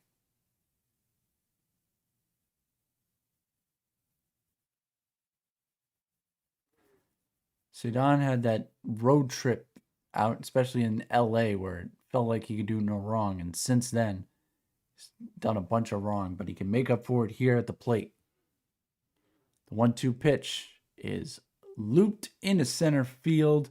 Spencer Jones underneath it makes the catch, and the Red Sox again fail to convert with the bases loaded.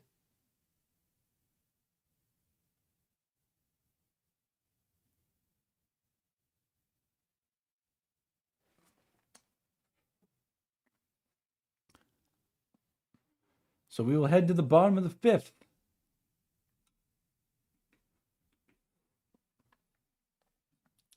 The Red Sox now with a 2-0 lead.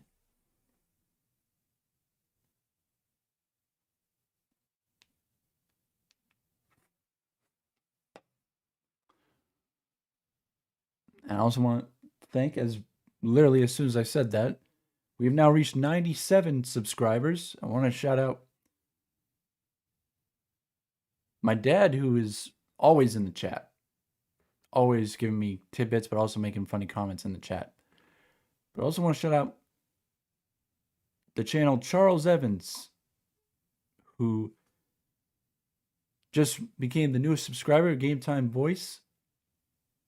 Longtime Red Sox fan who now lives in Kingston, Tennessee, and grew up in upstate New York watching the Red Sox on TV 38. Charles, I want to thank you for joining the community. Happy to have you on board. Hopefully we're giving you an entertaining game right now between the Red Sox and the Yankees.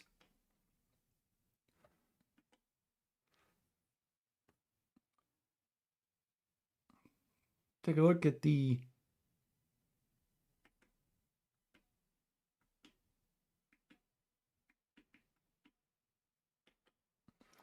upcoming schedule for these two teams again. Game 2 of the doubleheader tonight, a 1:35 game tomorrow. Then the Yankees on the road for Anaheim to face the Angels. Then the Padres after an off day on Thursday. Meanwhile, the Red Sox heading back home, face the Mariners and the Orioles.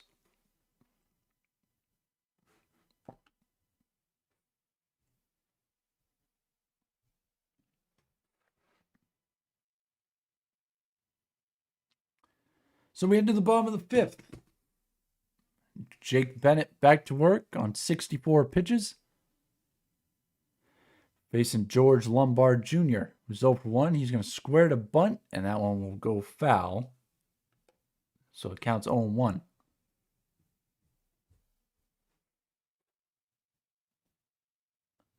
Lombard Jr. struck out back in the second inning.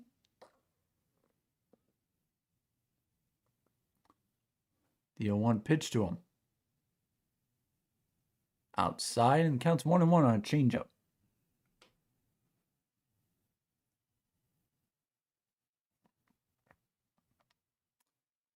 '67th pitch of the outing for Bennett. Swings and missing is Lombard Jr. on a 91-mile-an-hour fastball. Counts 1-2.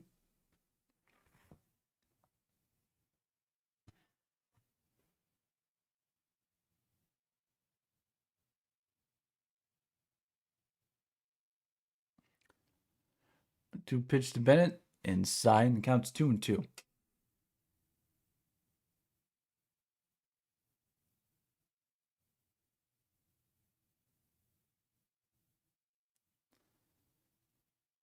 Two pitch coming from Jake.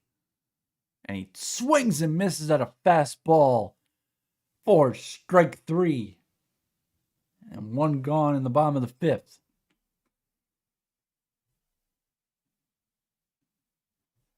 I believe it was 92-mile-an-hour fastball on the outer part of the plate.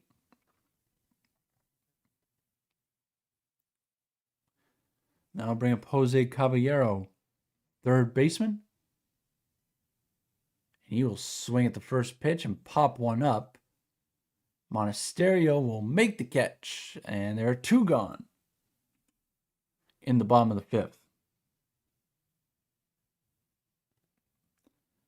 That strikeout was Jake Bennett's 6th of the day. And I will bring up Spencer Jones. First pitch to him is lined into left field, and that will drop right in front of Eli White for a base hit. So a 2-out knock for the Yankees. Now I'll bring up Ali Sanchez.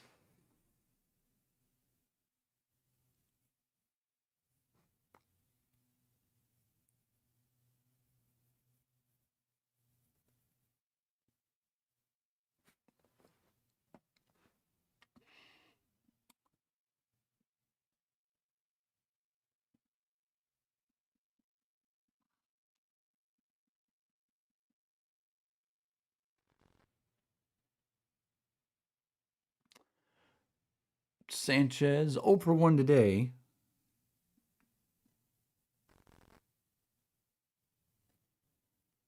And look at a strike on the inside part of the plate. Counts 0-1.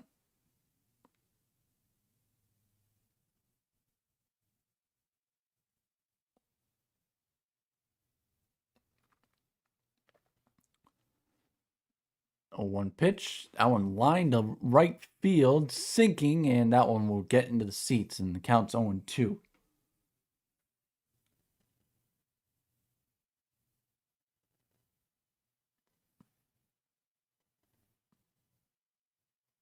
Sanchez will come back and pick up the bat. Spencer Jones will go back to first.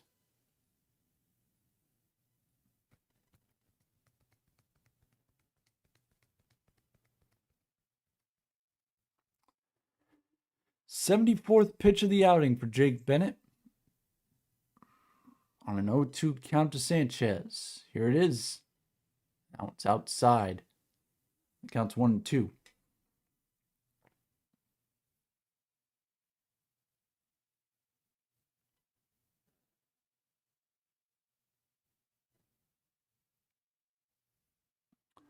One and two, the count. Bennett's pitch down at the bottom of the zone for strike 3. Strikeout number 7 for Jake Bennett on the outing. We are through 5, and the Red Sox have a 2-0 lead as we go to the top of the 6th.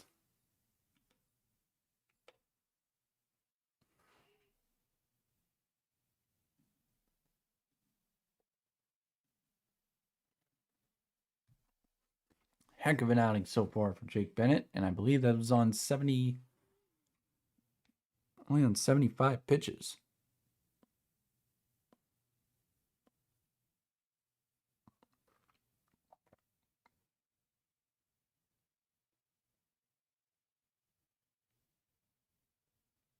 Yep, so only 75 pitches right now for Jake. So he'll probably be back out for the 6th. If we can get to the 7th,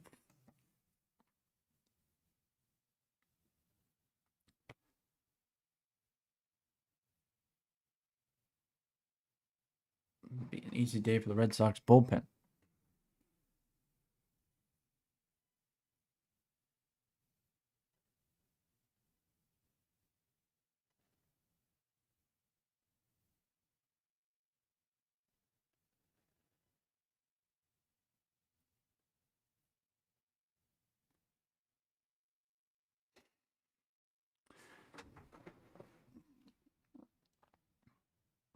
Red Sox trying to bounce back after a slow offensive game last night. They haven't exactly exploded here, but they have a lead.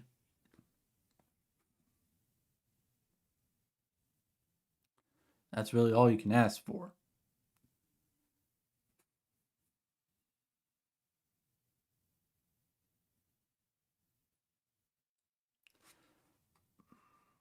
I don't know if there's been a starting pitcher named for game 2. Let me take a look.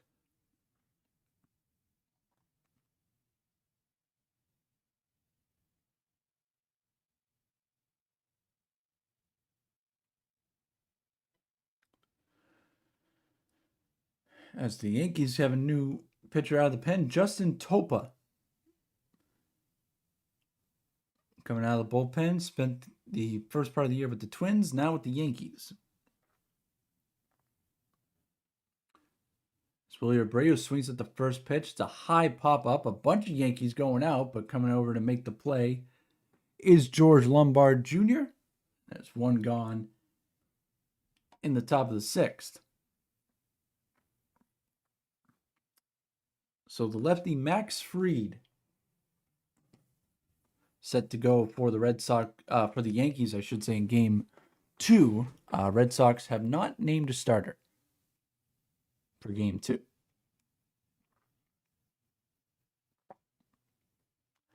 We'll bring up Wilson Contreras, who struck out twice today. I'll look at a strike on the outer half. 277, 26 homers, 78 RBIs on the year for Wilson Contreras. The 0-1 misses just outside, and it's 1-1.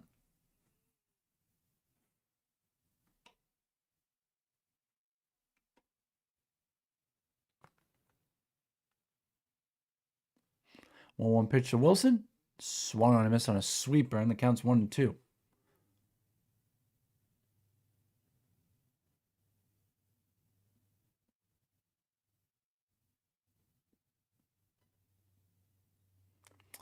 One-two pitch to Contreras. Below zone for a ball. The count's 2-2.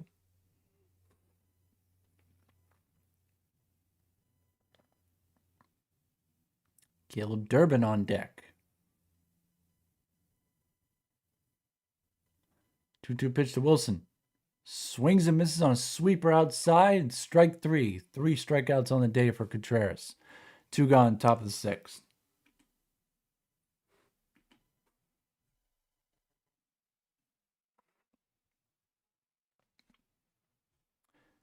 I'll bring up Durbin, who has struck out and flew out today. 254, 12 homers, 62 RBIs on the year. First pitch to Caleb. Below zone for a ball.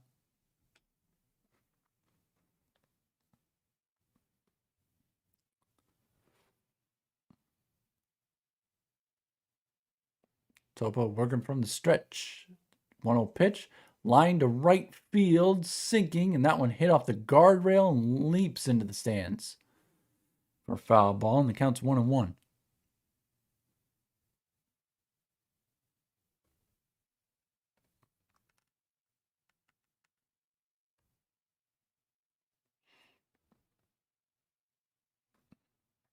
Topa glove at the belt, the 1-1 pitch, and Durbin lines that one into right field. That's a base hit. So Caleb Durbin on with 2 outs. Now I'll bring up Adley Rutschman.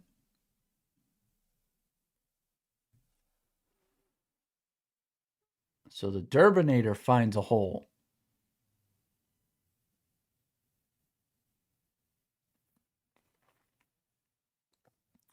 Now I'll bring up Adley, who's 1 for 2. Both of those, though, from the right side of the plate. He will switch over to the left. Single back in the 5th and scored on a pass ball. As Topo will check on Durbin first.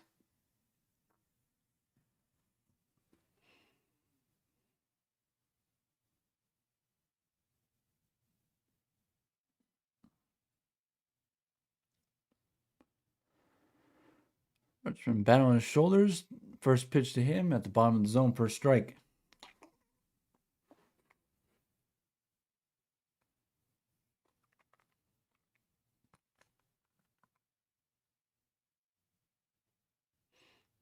Topo will check on Durbin at first. The 0-1 to Adley. Ripped foul, but on the inside part of the plate. Rutschman back in the 5th, just beating the tag from Rodon.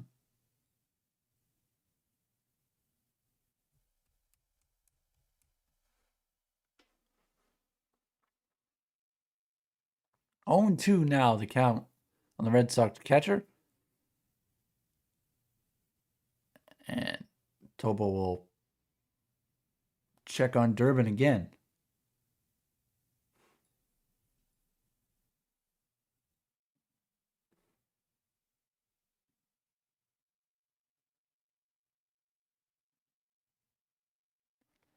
Now pitch out, and they're going to throw back. Durbin just gets back in time.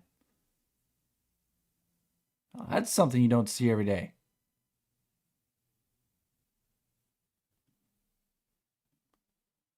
Rarely see a pitch out nowadays. Durbin was getting aggressive with his lead, and they almost got him.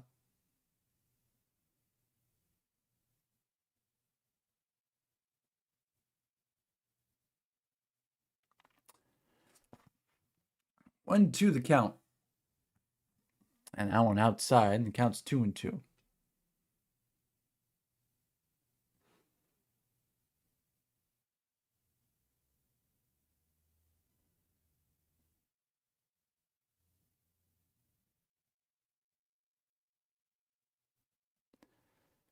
Now this one outside on a changeup and a full count here, 3-2 to Adley. Durbin will be out and running on the pitch. Monasterio on deck.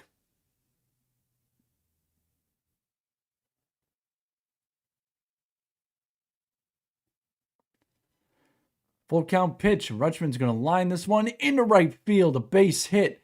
And that one botched by the right fielder. Durbin on his way to third, but he's going to hold there. Took a wide turn. So first and third, 2 outs for the Red Sox. Now I'll bring up Andrew Monasterio.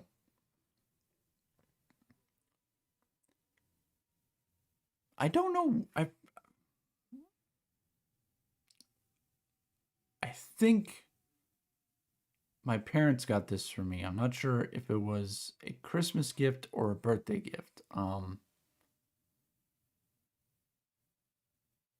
also not sure if it was my dad or my mom, but I know one of them got this for me. In case you're wondering why it's blue and gold, it's part of their City Connect. They had blue and gold uniforms in honor of the Boston Marathon. So I got the hat and just went with the plain white jersey.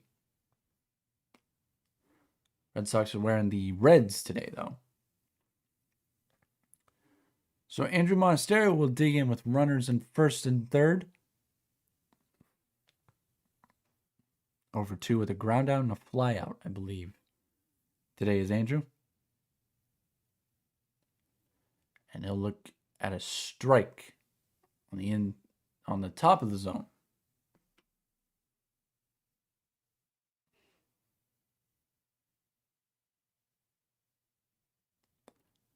Oh, 1. That one's outside below the zone, and the count's 1-1.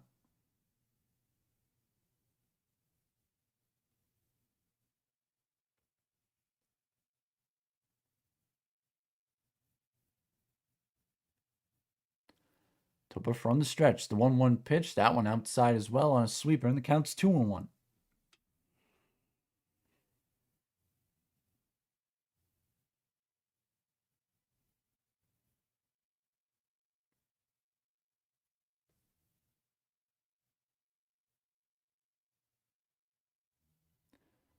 Two one. That one's outside. Mona's not going to challenge it. But it ends up being a strike, and it's 2-2. Oh, yeah, that's right. It was a Christmas gift from Santa. One for me and one for Mom.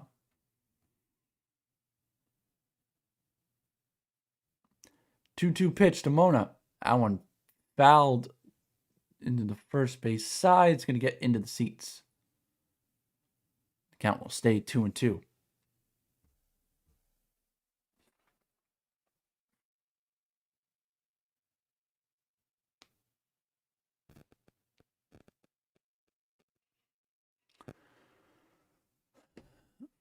Can Mona add some more insurance runs? 2-2 pitch from Topa. Lined into left center field, but it's going to hang up for Spencer Jones. The Red Sox get more runners in scoring position, but can't get it done. They have a 2-0 lead headed to the bottom of the 6th.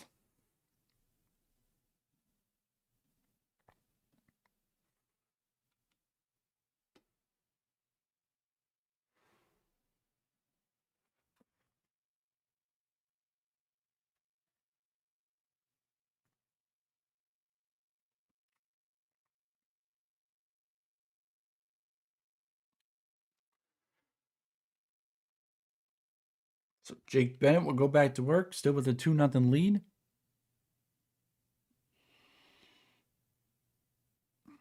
For those of you just joining us,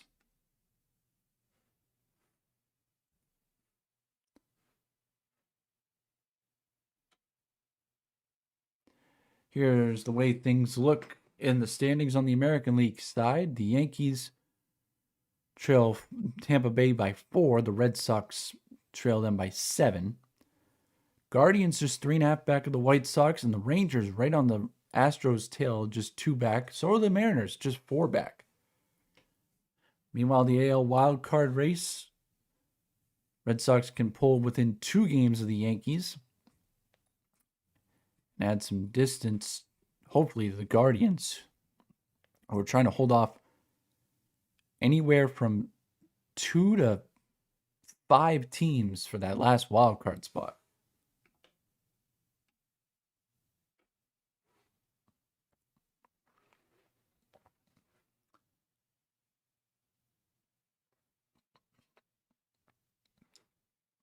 In case you're just joining us for the first time, this was the pitching matchup today. Carlos Rodon pulled after 4 2/3 on 88 pitches. Jake Bennett trying to get his 9th win of the year.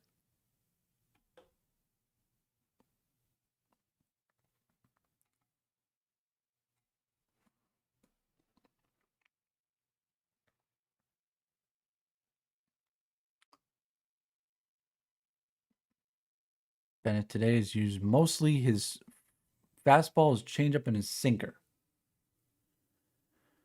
But it'll work to Paul Goldschmidt to begin the bottom of the 6th. Goldschmidt lines one off the glove of Bennett. Monasterio bandit-handed makes the play at first. Heck of a play by Monasterio. 1 gone in the bottom of the 6th.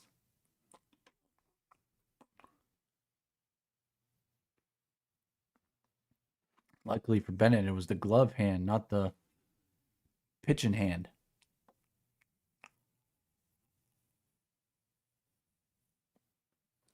So 1 gone in the bottom of the 6th. That'll bring up Ben Rice. Now look at a strike-ish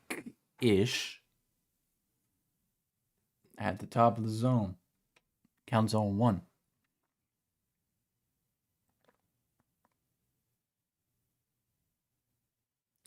One pitch from Bennett. Rice will loop this one out to left field. Eli White battling the sun makes the catch. And there are 2 gone.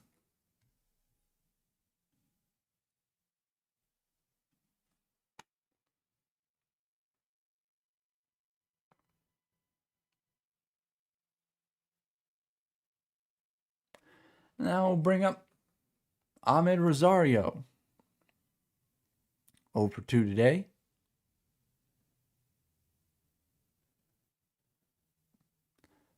First pitch he will see is a ball outside. Ahmed 0 for 2, although he reached on an error back in the 4th.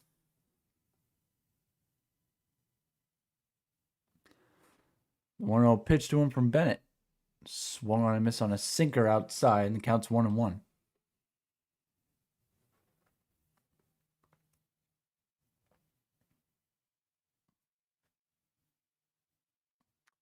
One pitch from Bennett. And Rosario chases a changeup below the zone for a strike, and it's 1-2.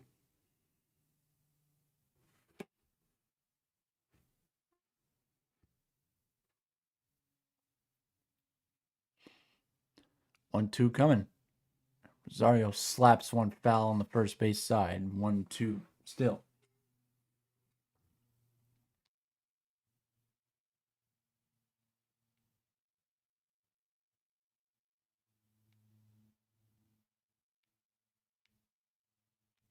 One, two again. Rosario, nice play again by Monasterio. Bounces it to Contreras, who digs it out to retire the Yankees in the 6th. 2 heck of a plays from Monasterio. And are the Yankees going to challenge? They are not. We will head to the top of the 7th. Red Sox still with a 2-0 lead here on the Game Time Voice YouTube channel.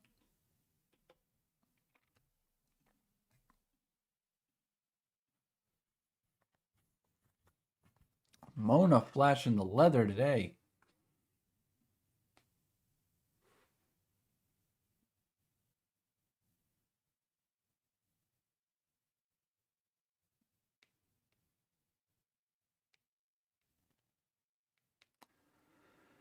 He has really played well since Trevor Story went down.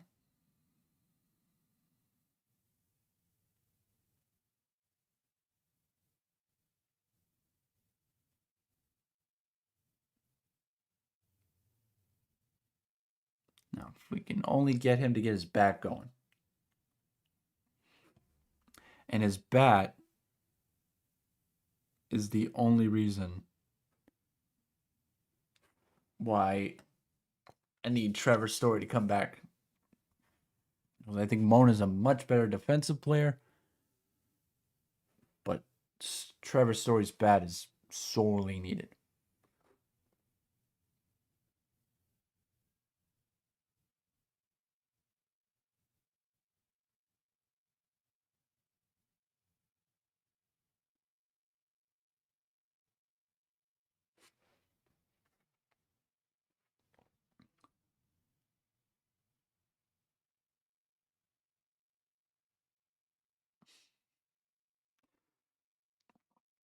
Shout out to my dad for the minor league update as the Woo Sox with Trevor Story, Isaiah Connor-Falefa, and Roman Anthony in the lineup, taking on the Scranton Wilkes-Barre Rail Riders at 4:05 today.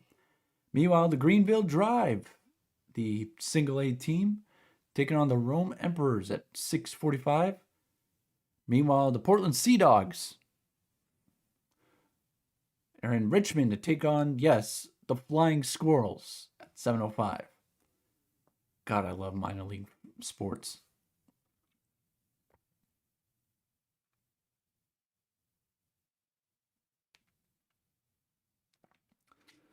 So Nick Sogard to lead off the top of the 7th.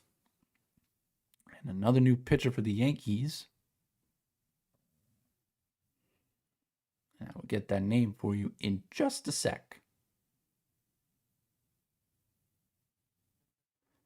First pitch to Sogard is a strike.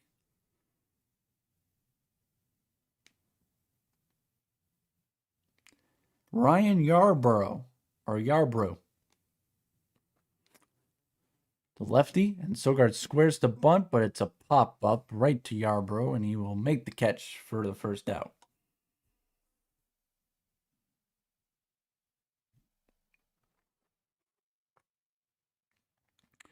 I'll bring up Eli White.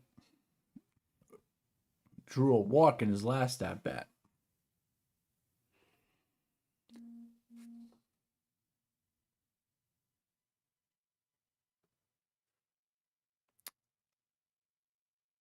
First pitch you'll see from Yarbrough is right on the outside part of the plate for a strike.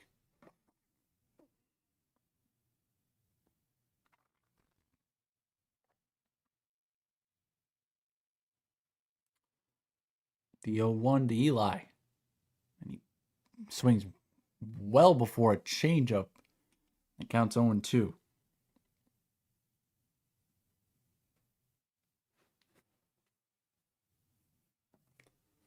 Action in the Red Sox bullpen, which is strange because Jake Bennett's only at 78 pitches. The 0-2 to White fouls one off.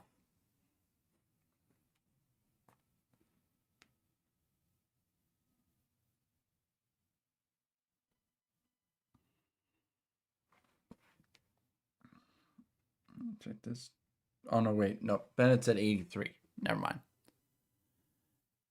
That next pitch to White is upstairs and counts 1-2.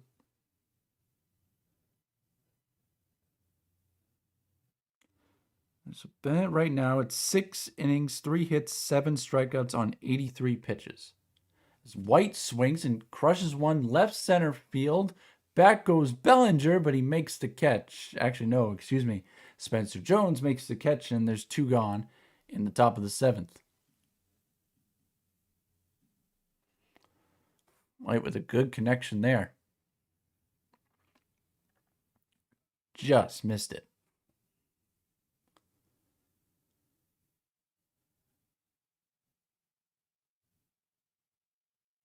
Good play by Spencer Jones to track it down.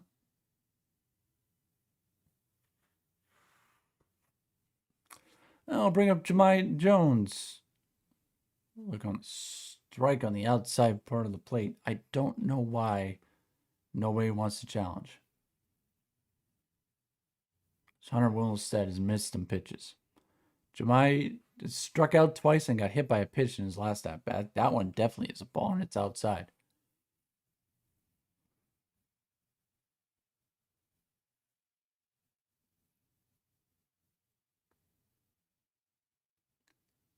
One pitch to Jones. Outside again. It's 2-1.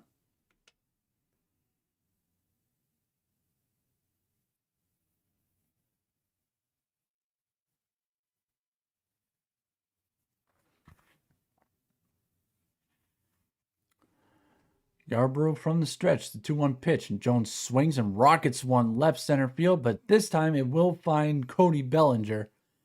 That will end the top of the 7th. We're at the stretch.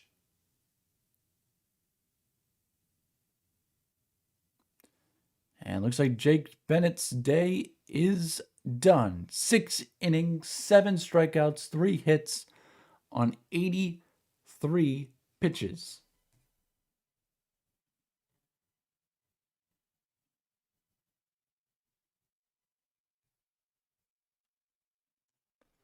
It looks like the Red Sox will get a new pitcher.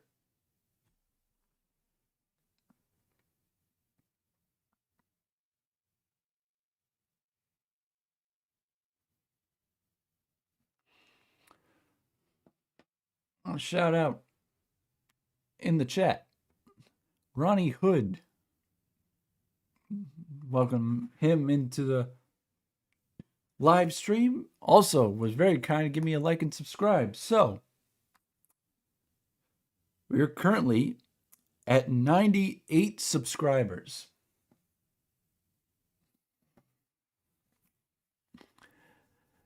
98 subscribers. Unbelievable. And we are currently at 120 views for the live stream. So I want to thank everybody who has joined us so far. And please, by all means, if this is the kind of content you enjoy and you know someone who would enjoy this content, share the channel. Tell them about the channel.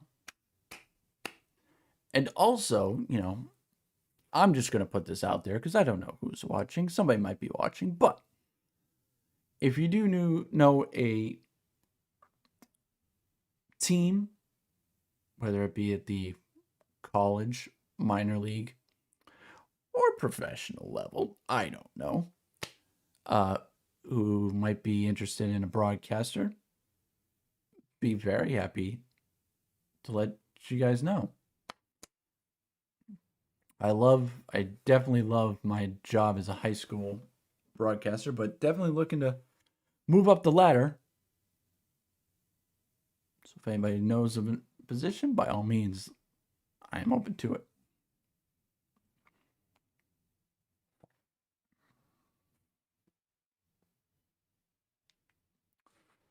But we currently sit, like I said, 98 subscribers.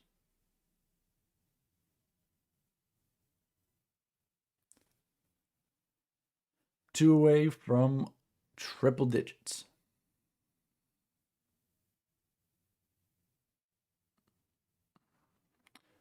We will head to the bottom of the 7th.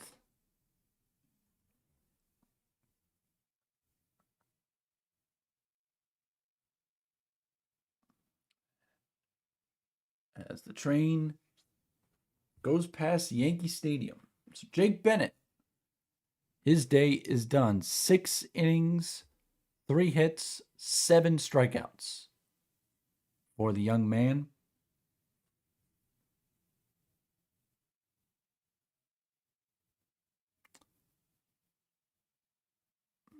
Maybe I would have thought Chad Tracy would have given him a little more, but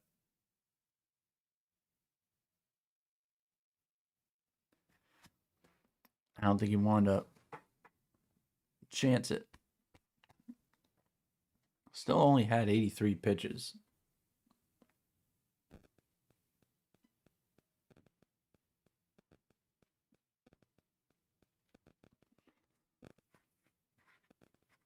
So they will go to the bullpen, Chad Tracy and the Red Sox.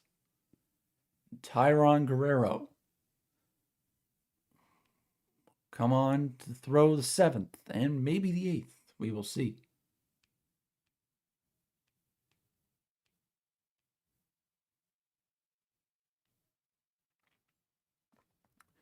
And we will have a pinch hitter here for the Yankees, as Trent Grisham will pinch hit, I believe, for Elliot Ramos. Grisham on the year, 216, 18 homers, 56 RBIs.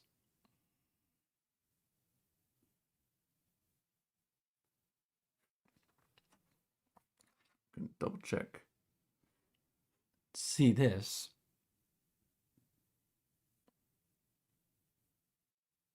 So I want to be sure.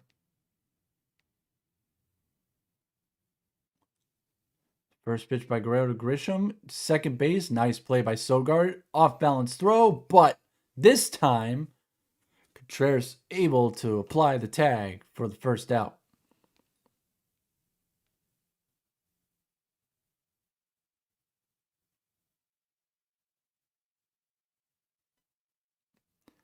So yes, Trent Grisham was pinch hitting for Elliot Ramos.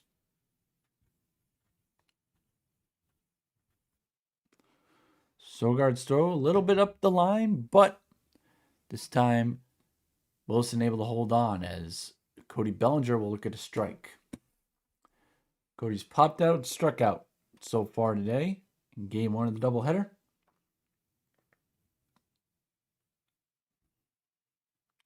The 0-1 to him. Foul back. Counts 0-2, and I think Guerrero knows he might have gotten away with that one.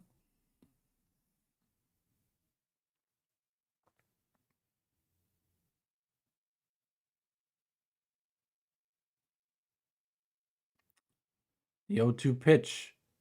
Fouled away again. This one at 103 sinker.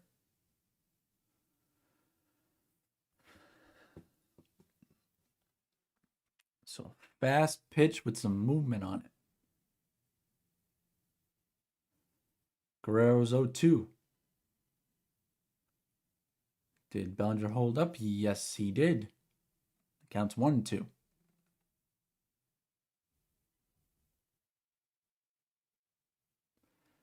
Eric Miller and Aroldis Chapman both up in the pen. That one's bounced by Guerrero, and it's 2-2.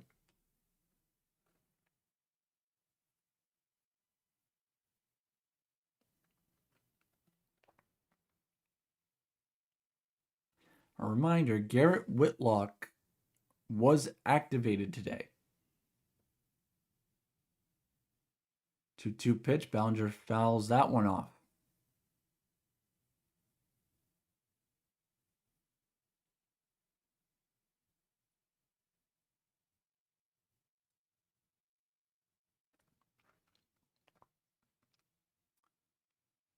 Another 2-2 pitch coming.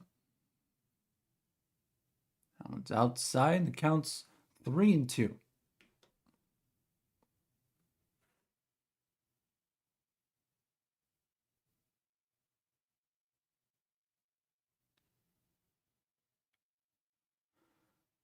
Full count. Here's the pitch.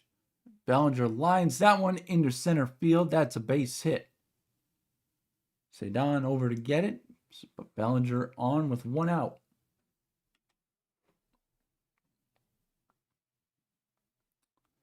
I'll bring up George Lombard Jr.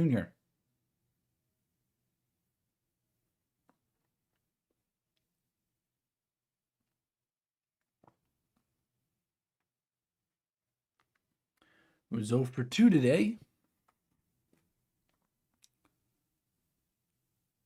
First pitch from Guerrero is a check swing foul, and it's 0-1.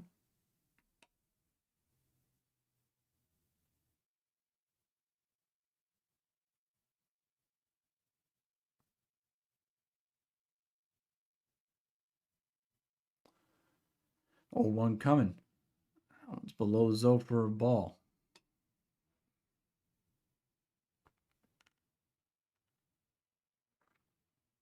Come on, Hector.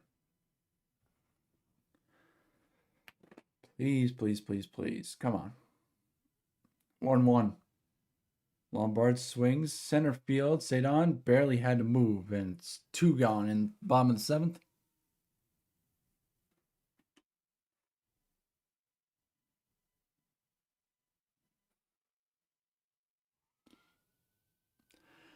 Now bring up Jose Caballero. Actually, no, excuse me. We're going to get a pinch hitter.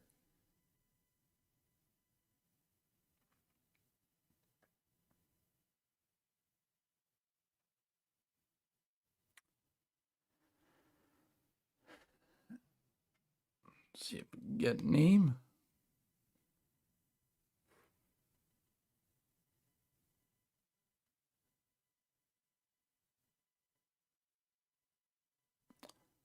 First pitch to the new batter by Guerrero is outside for a ball. It's 1-0. Luis Garcia Jr. 284, 28 homers, 87 RBIs. Swings and misses at a sinker at 102, and the count's 1-1.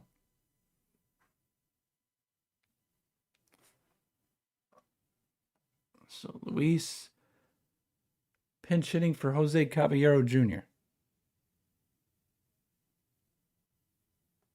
1-1. Outside, and it's 2-1.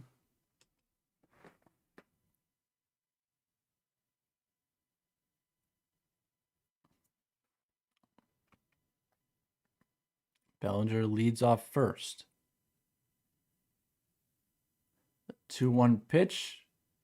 Foul back. Counts 2-2.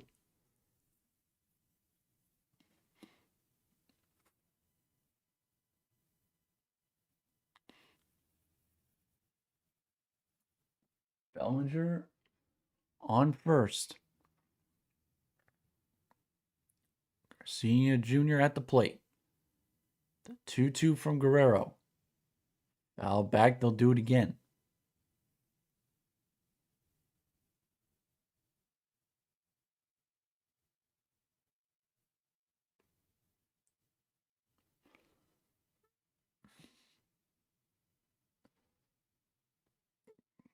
Contreras holds Bellinger on at first. Guerrero from the stretch, glove chest high. Here's the pitch. That one grounded to Sogard at second. Easy play over to Contreras, and that will end the seventh. Guerrero pitches a scoreless seventh, and we'll head to the top of the eighth. The Red Sox up 2-0 here on the Game Time Voice YouTube channel.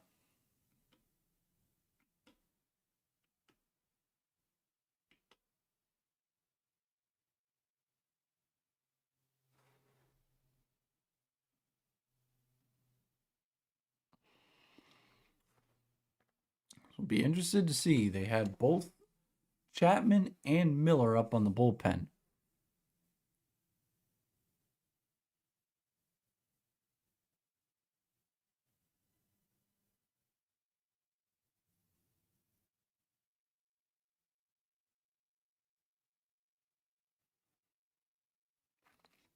So we'll see what happened. But also, can the Red Sox get more runs? And that way, you don't even have to use Chappie.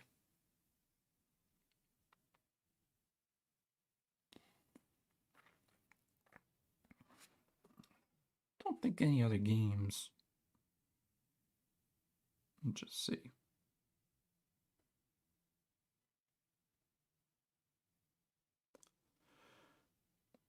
So Tigers and Dodgers tied at 1 after 7. White Sox and Twins tied at 2 midway through the fourth. Top of the fourth, Pirates with a 2-1 lead over the Cardinals. Cubs with 6-4 lead over the Reds after 3. And the Blue Jays and Mariners delayed in the top of the first.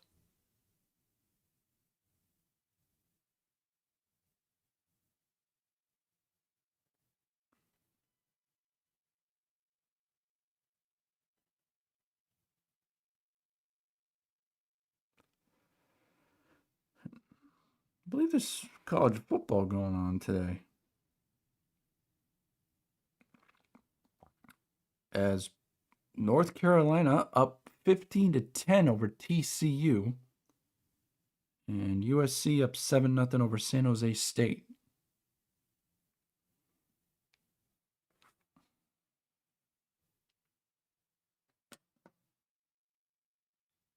So Yarbrough back to work for the Yankees in the top of the eighth. He'll face Cedar Rafaela. Trent Grisham will stay in center field. And Spencer Jones will move over to right. Cedar looks at the ball.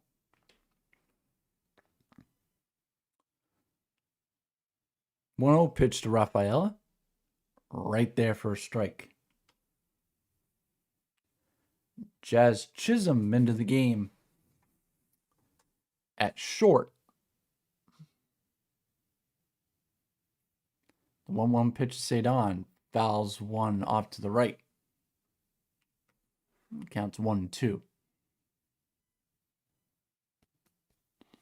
Cedar 0 for 3 with a ground out and 2 flyouts. 285, 16 homers, 16 RBIs on the year.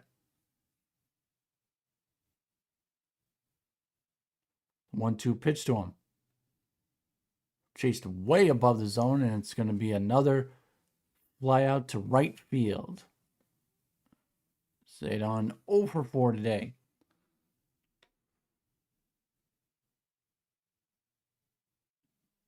Now we'll bring up Willier, who got the party going in the top of the first with a solo home run to right.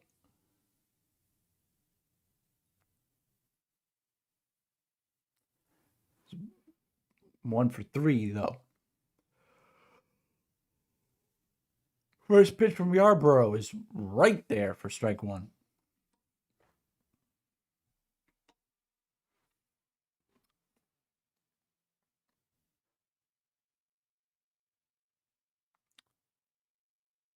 Oh, 1 pitch to him.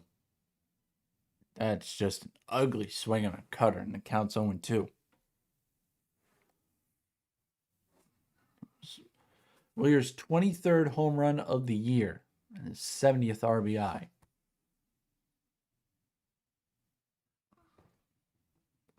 Oh, 2 pitch to him. Too high, and it's 1-2.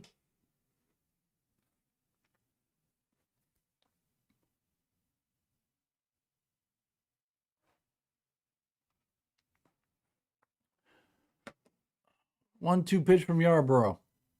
Willier will ground one to second base. And that one will throw out Willier, and there's 2 gone.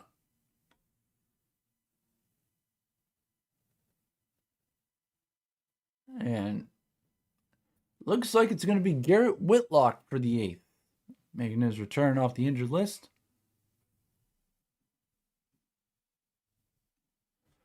And I'll bring up Wilson Contreras. Over 3 for 3 strikeouts today. First pitch from Yarbrough, right at the top of the zone for a strike.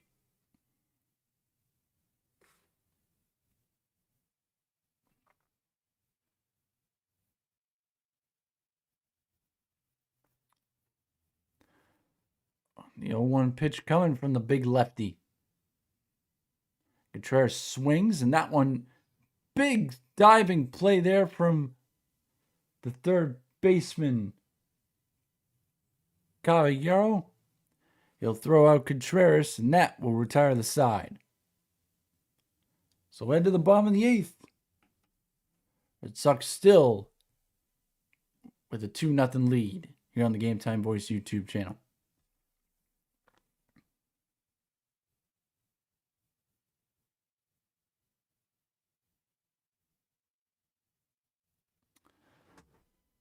So I believe it's going to be Garrett Whitlock for the 8th.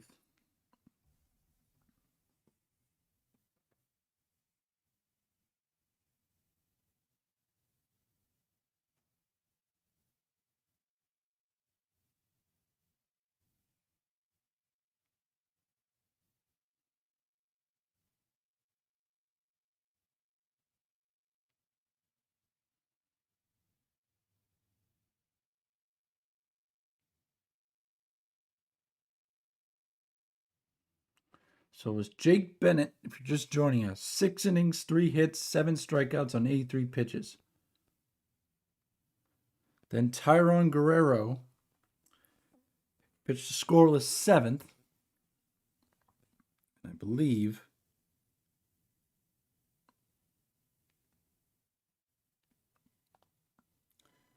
it's going to be Garrett Whitlock for the 8th.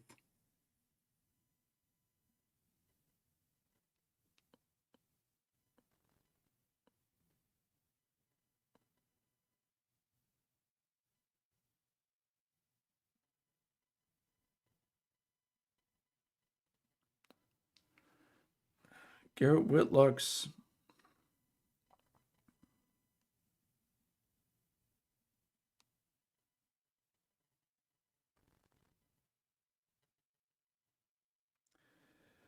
was activated today after he was on the IL for right elbow inflammation. Missed 19 days with that injury.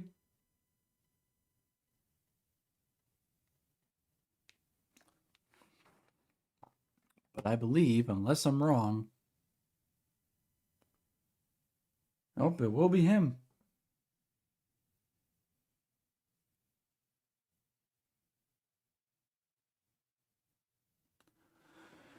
Six and 1 on the year, pitched 45 games, a 2.05 ERA.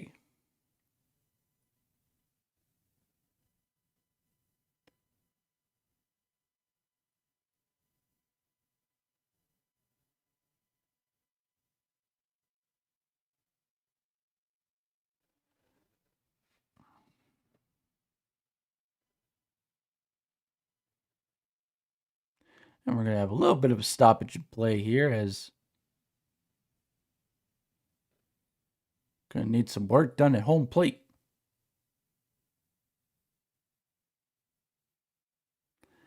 And for Whitlock, this is not what you need. First game pitching in Lord knows how many days.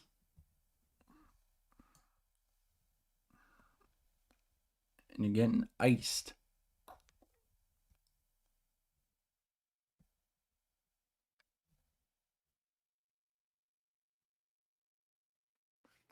Chad Tracy making sure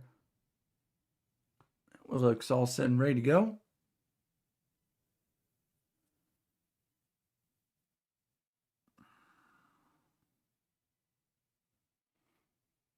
And work to Spencer Jones to begin his return outing out of the bullpen. First pitch is a 96-mile-an-hour sinker for strike one. Jones swung right out of his helmet. Spencer 1 for 2 today, single back in the 5th.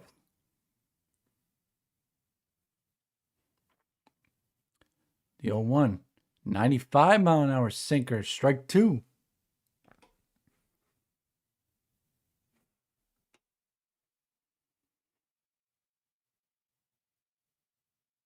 Oh, 0-2 the count. The pitch. Allen sails to the backstop, and the count's 1-2.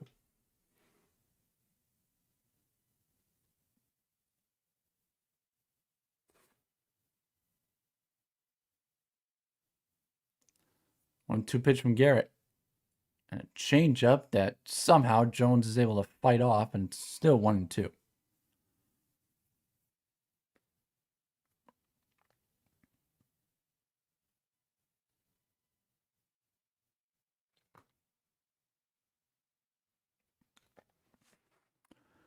Aaron Boone looking on. 1-2 pitch. That one just on the inside part of the plate, and it's 2-2.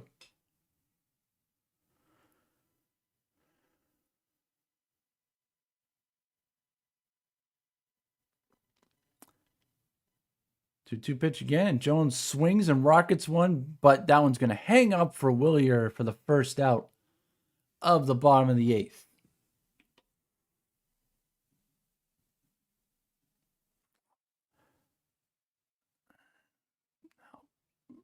And we will have another pitch hitter, Austin Wells, pick up a bat and hit for Ali Sanchez, batting 178, 8 homers, 19 RBIs. Took a couple of whacks on the elbow from Wilson Contreras last night. Thought he was going to get a game off, but coming in a pitch, and the first pitch to him, he swings and misses for a strike.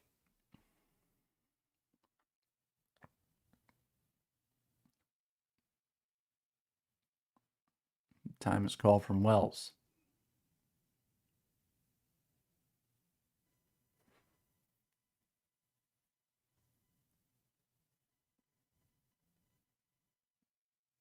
The 1 pitch from Whitlock. Change up in the dirt, and that is 1-1.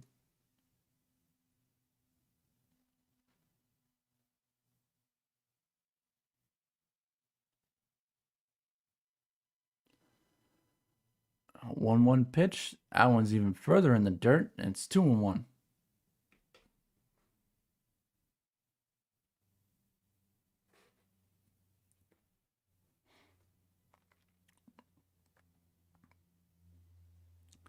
Two-one pitch from Garrett, and Wells will foul that one back. It's 2-2.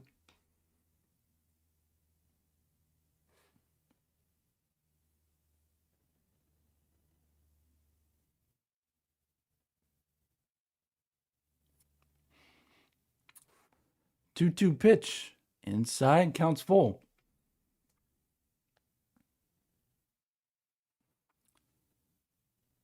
Paul Goldschmidt waiting on deck. Full count pitch. It's ball 4. Adley Rutschman's going to challenge it. And it catches it for strike 3. Job by Adley. There are 2 gone in the bottom of the 8th.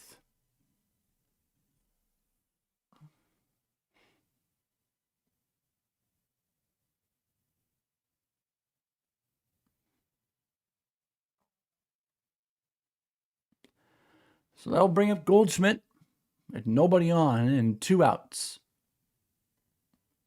First pitch from Whitlock is swung on and popped up. Center field. Sadon calls off White, makes the catch. And that's a scoreless 8th on the return for Garrett Whitlock. We'll head to the top of the 9th. Red Sox still with a 2-0 lead.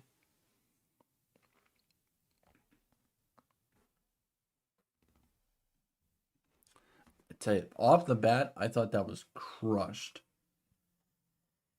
Based on the way it came off and based on Whitlock's reaction. But then Sadon and Eli were there, and they made the catch.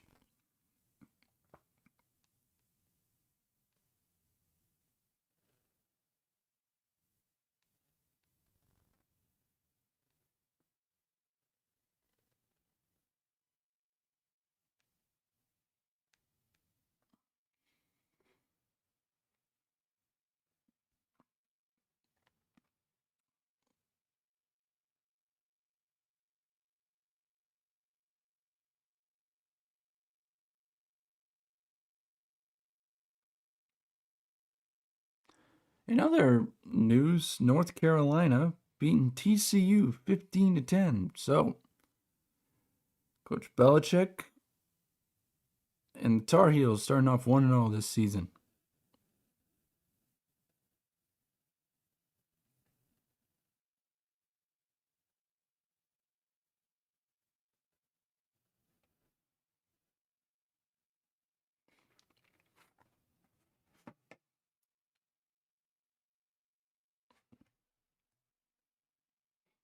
And for those of you just joining us, I want to welcome you in to the Game Time Voice YouTube channel.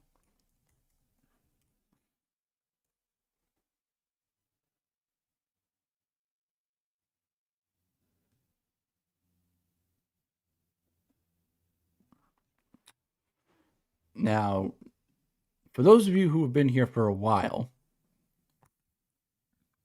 you know that as the Patriots season is coming up, I try my best to do as many of their games as I can. I will not be doing the season opener, as it is a late start, and also it is in Seattle. And I believe it's during the week. It's not a weekend game. So, fortunately, that won't be a live stream. But I will try to do as many as I can. Caleb Durbin in to lead off the top of the 9th, and he looks at a ball outside. But definitely stay tuned for as many Patriots live streams as I can.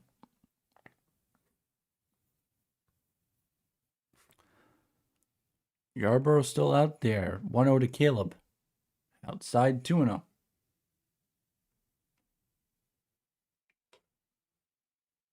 Austin Wells staying in the game. He jumps behind the plate.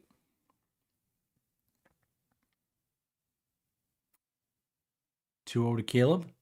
Outside again. Counts 3-0. Caleb 1 for 3 today. He singled back in the 6th.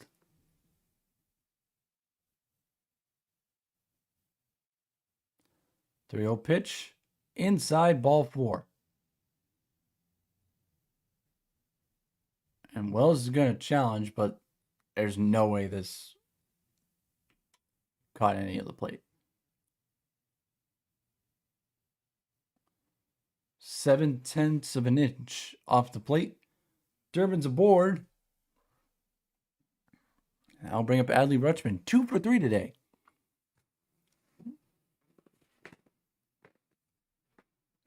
And he's back on the right side of the plate.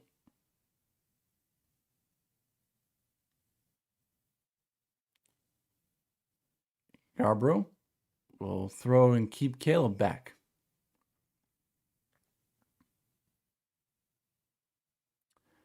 Caleb 16 for 21 on the year, 76% in stealing percentage.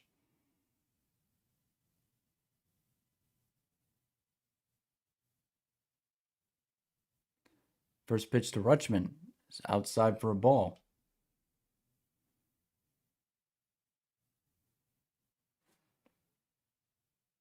Yarbrough, 26 pitches and 2 innings of work.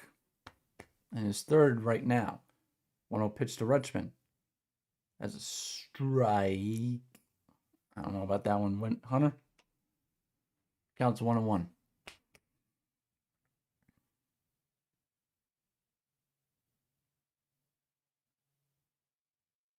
One. Rutschman swings and pops one up. Center field. Chisholm going out. It's going to fall in between all 3 of them. Caleb on his way to third. He will get there. And Rutschman will take second. So second and third, nobody out in the top of the 9th for the Red Sox. It's Rutschman just with a bloop.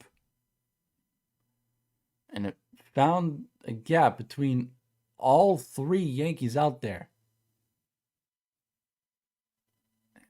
Durbin turned on the Jets and, dove into third.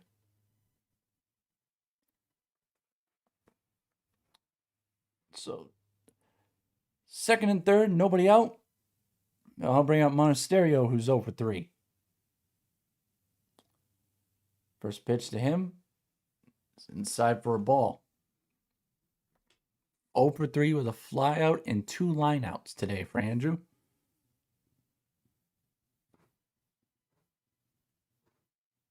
Infield in for the Yankees. 1-0 pitch. Monasterio swings. And that one will get into the stands on the first base side. Counts 1-1.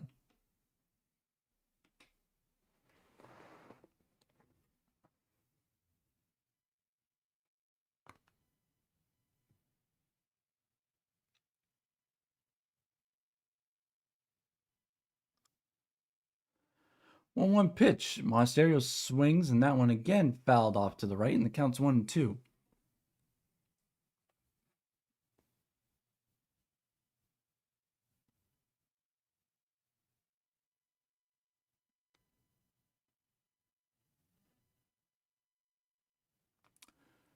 One, two, the count. Pitch to Monasterio. Swings and lines one into right field. That's a base hit.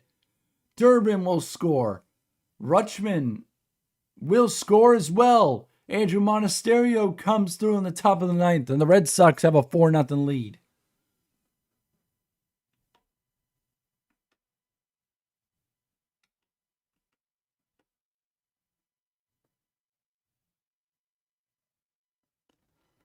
Monasterio didn't have the best day at the plate, but came through when they needed him most.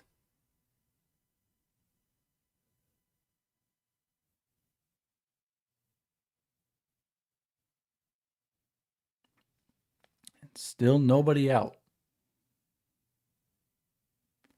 I'll bring up Nick Sogard. He looks at a ball outside.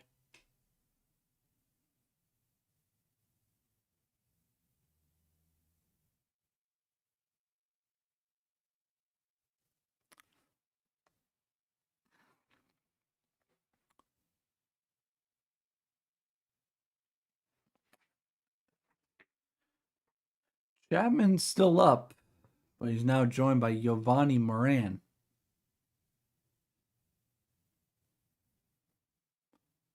1-0 to Sogard. Right on the inside corner for a strike.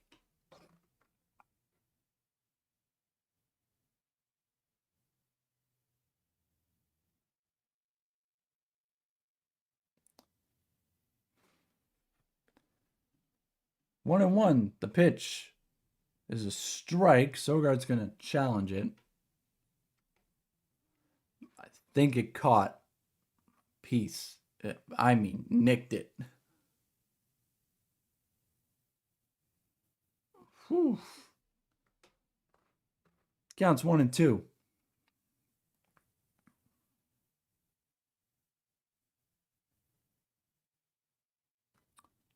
Pitch from Yarbrough.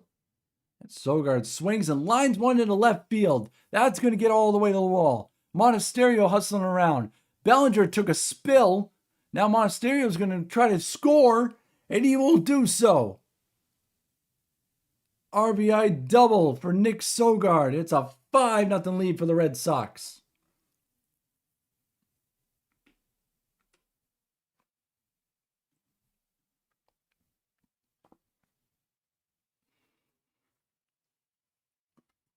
Monasterio was going to hold up at third, but Bellinger slipped in the outfield.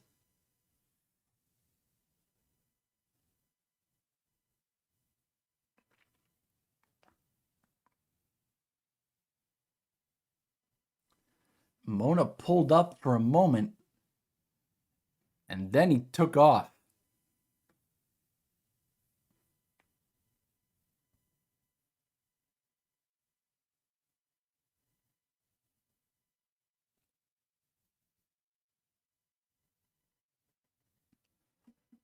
So it's 5-0, and now Chapman will take a seat.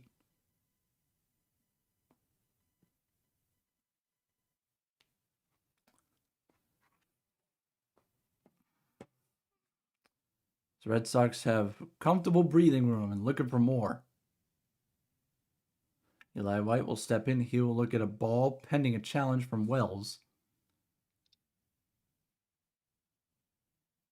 And will be turned into a strike.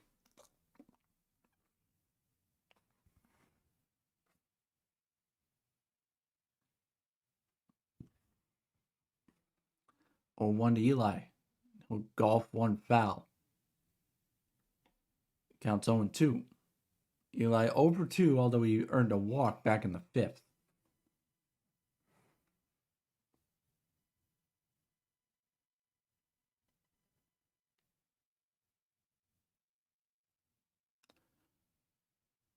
White will foul off another one.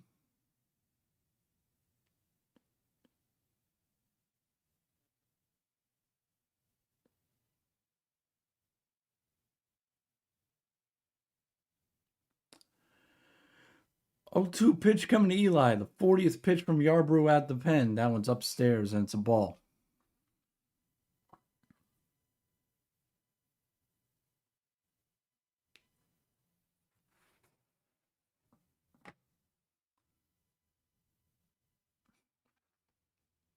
One-two pitch coming. White will foul off another one.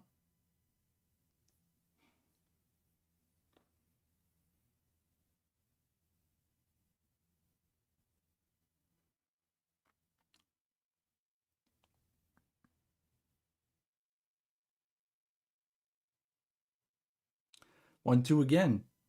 White will foul one off right field again and into the seats. Count still 1-2.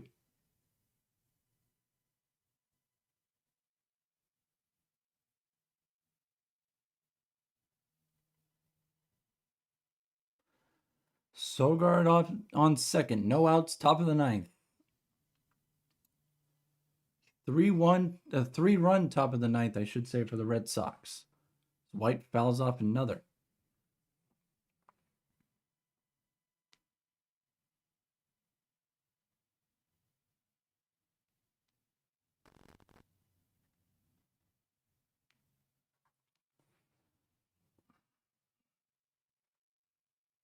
Yarbrough again. Swing and a miss from White, and he strikes out. First out of the top of the ninth.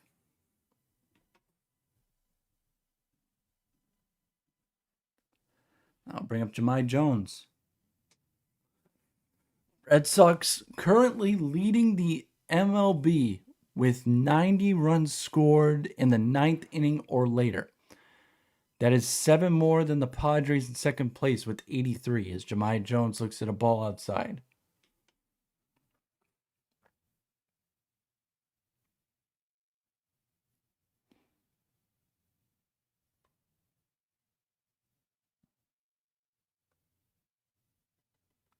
One pitch to Jahmai. Low for a ball, 2-0.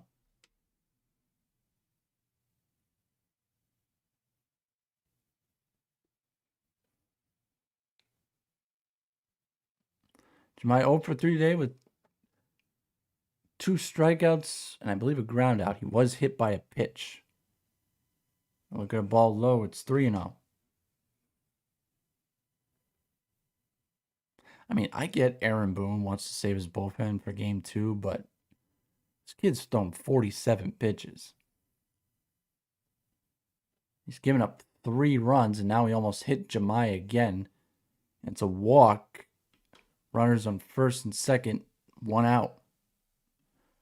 I'll bring up Showdown.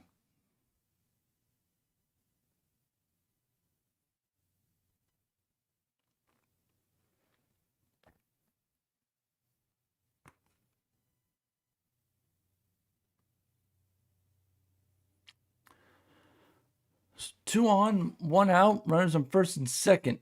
Rafael is 0 for 4. Grounded out once and flown out 3 times. That one skips in the dirt. And Sogard will take third.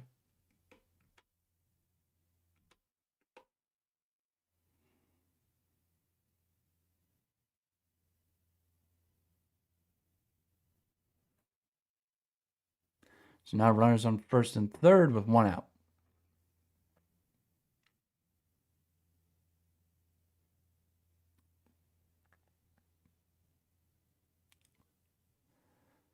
'50th pitch out of the bullpen for Yarbrough. Here it comes. Showdown will ground one into left field. A base hit. Sogard will score from third. The Red Sox just piling it on now. It's 6-0.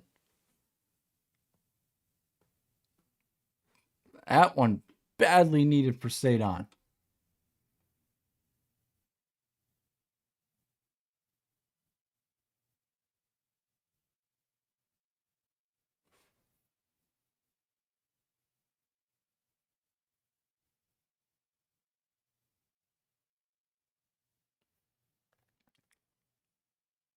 So Sogard scores on that one.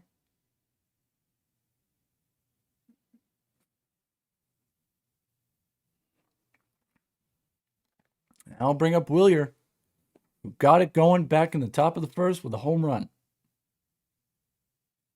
First pitch to him, swung on a miss and a cutter, and it's 0-1. So 1 for 4 today for Willier Abreu.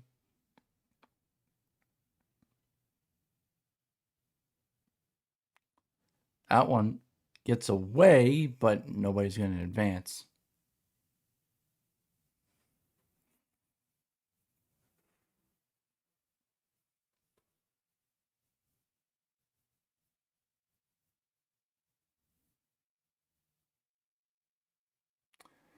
Jahmai Jones in second, Showdown Rafael at first.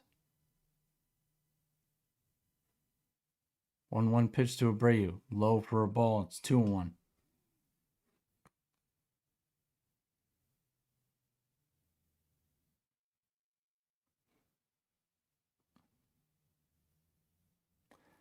Kind of happened the last time I did a Red Sox Yankees stream in New York. 2-1, swung on and missed by Williard, and it's 2-2.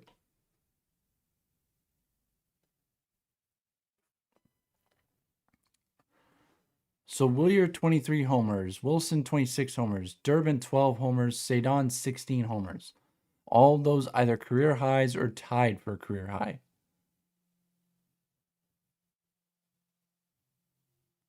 2-2. Swung on and missed by Williard, and he strikes out. That's out number 2.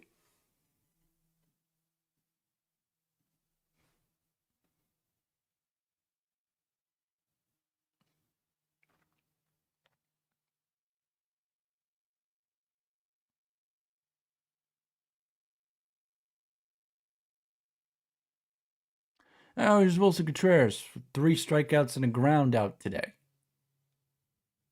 Look at a pitch outside for a ball.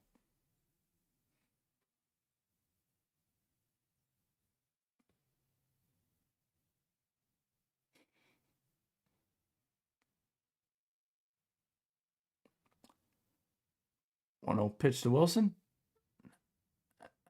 How is that a strike? Wellstead phoning it in the top of the 9th.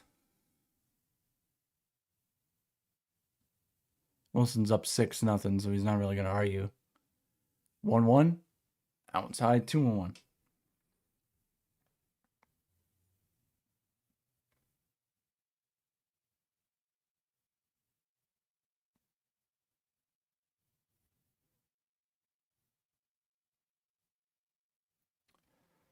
Two-one pitch coming to Contreras, and he fouls one off.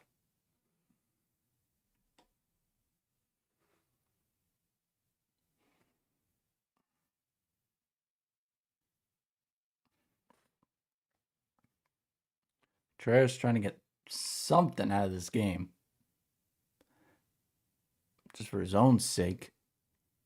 2-2 pitch. That one lined. Diving play there by Goldschmidt.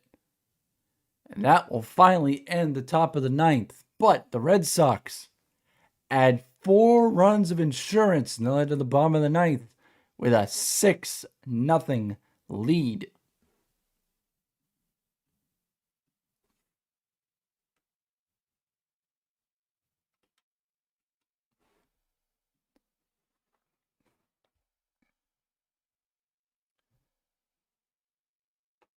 So for those of you just joining us,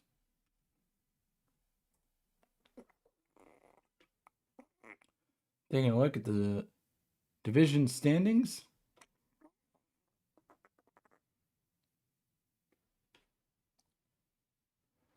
Red Sox will... Not sure if they'll gain a game on Tampa Bay, but they will definitely gain a game on the Yankees and will move to within 2 games of that first place lead.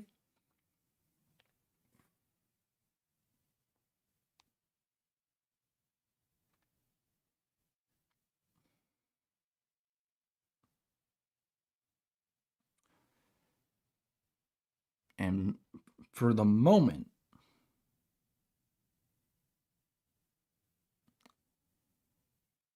move 6 games ahead of the Guardians. Rays hosting the Padres tonight. The Guardians hosting the Royals, so don't know.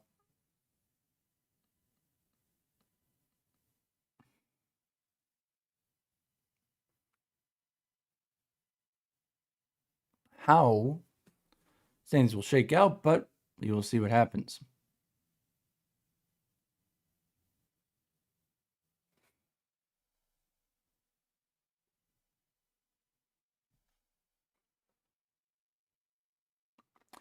Story of the game, Jake Bennett. 6 innings, 3 hits, 7 strikeouts. Adley Rutschman with one of his best games since coming over from the Orioles. 3 singles and a couple runs scored. Giovanni Moran, left-hander out of the bullpen, on to finish off the ninth. Face Ben Rice first, who will swing and foul one off, and the count's 0-1, excuse me. Rice 0 for 3 today.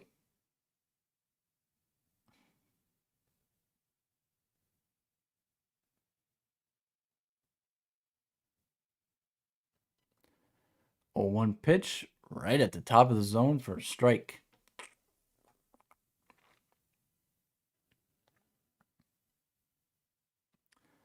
Boone stinks. He basically gave this game to you guys. Okay. We'll take it. 0-2 pitch to Rice. Strike 3 for the moment. Rice is going to challenge it. And it missed. So it's 1-2. I love fans who are like, hey, our manager stinks. You basically gave this game to him. Yeah, I'm not going to complain about it. We lost 1-0 last night. Totally fine. That one at the bottom of the zone. Now Rutschman's going to challenge. I think he might lose this one. Oh, just caught the bottom of the zone. That's a strikeout of Rice. 1 gone in the bottom of the ninth.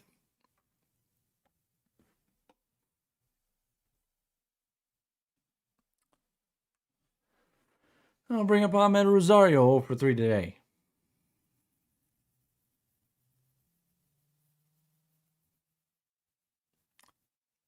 First pitch to him, swung on and fouled back, and the count's 0-1.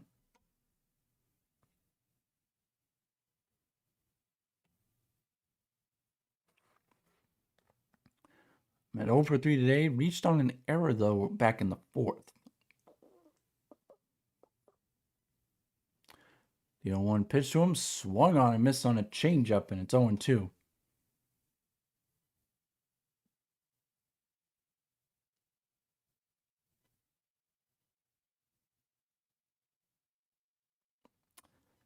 Oh, 2 pitch from Moran. That one is popped up. Short center field. Rafaela calls off Sogard. And he'll make the catch, and there are 2 gone. In the bottom of the ninth.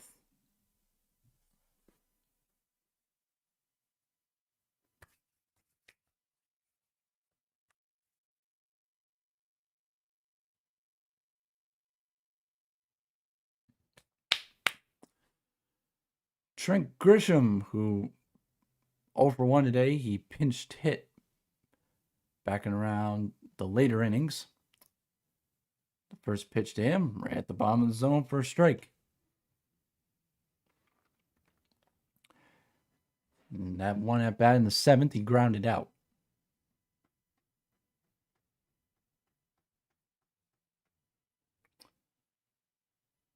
0-1. That one bounces in the dirt, and it's 1-1.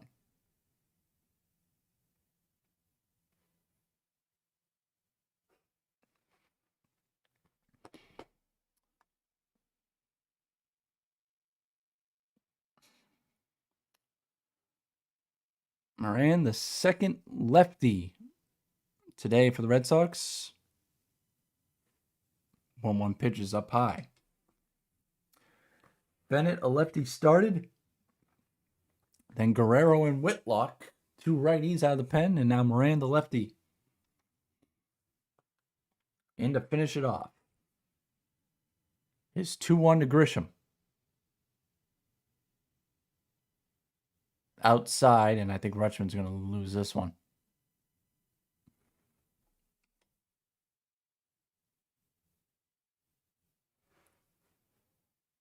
See how close it was. 0.6 of an inch.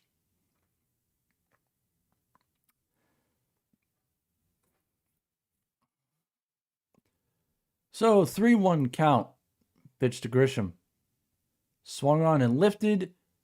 Center field, Showdown over, makes the catch, and the ball game is over. And the Red Sox bounce back from last night and take game one of the doubleheader, 6-0 the score. Behind an offensive explosion in the ninth. And Jake Bennett, with one of his best games, going 6 innings and striking out 7. And finally, yes, the curse is indeed broken. For the first time this year, we have a win on a Red Sox live stream here on the Game Time Voice YouTube channel. As we are now 1-4 on Red Sox live streams. So glad we could do it here. Before we sign off, again, I cannot thank all of you guys enough.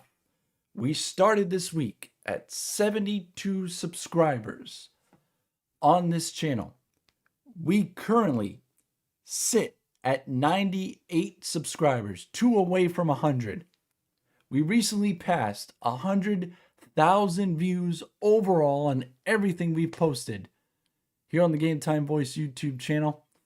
And I cannot thank all of you enough for everything. I said 100 was going to be a crazy goal. And even if I did make it, thought I was going to hit it by like December or something. We might hit it with a few months to go. So anything after this is a plus. But again, heads up. Coming up in September, high school sports season back up and running. 3 games I'm scheduled to do at high school football. September 11th, St. John's Shrewsbury against Leominster High. September 18th, Everett High hosting Zavarian Brothers. And September 25th, Malden Catholic versus Westwood. High school commentary highlights are coming back very, very soon. Until then, I will sign off. Again, your final score from game 1 of a doubleheader in the Bronx. Red Sox 6, Yankees 0. This has been Red Sox Baseball here on the Game Time Voice, the voice of the common sports fan. Have a good Saturday, everybody.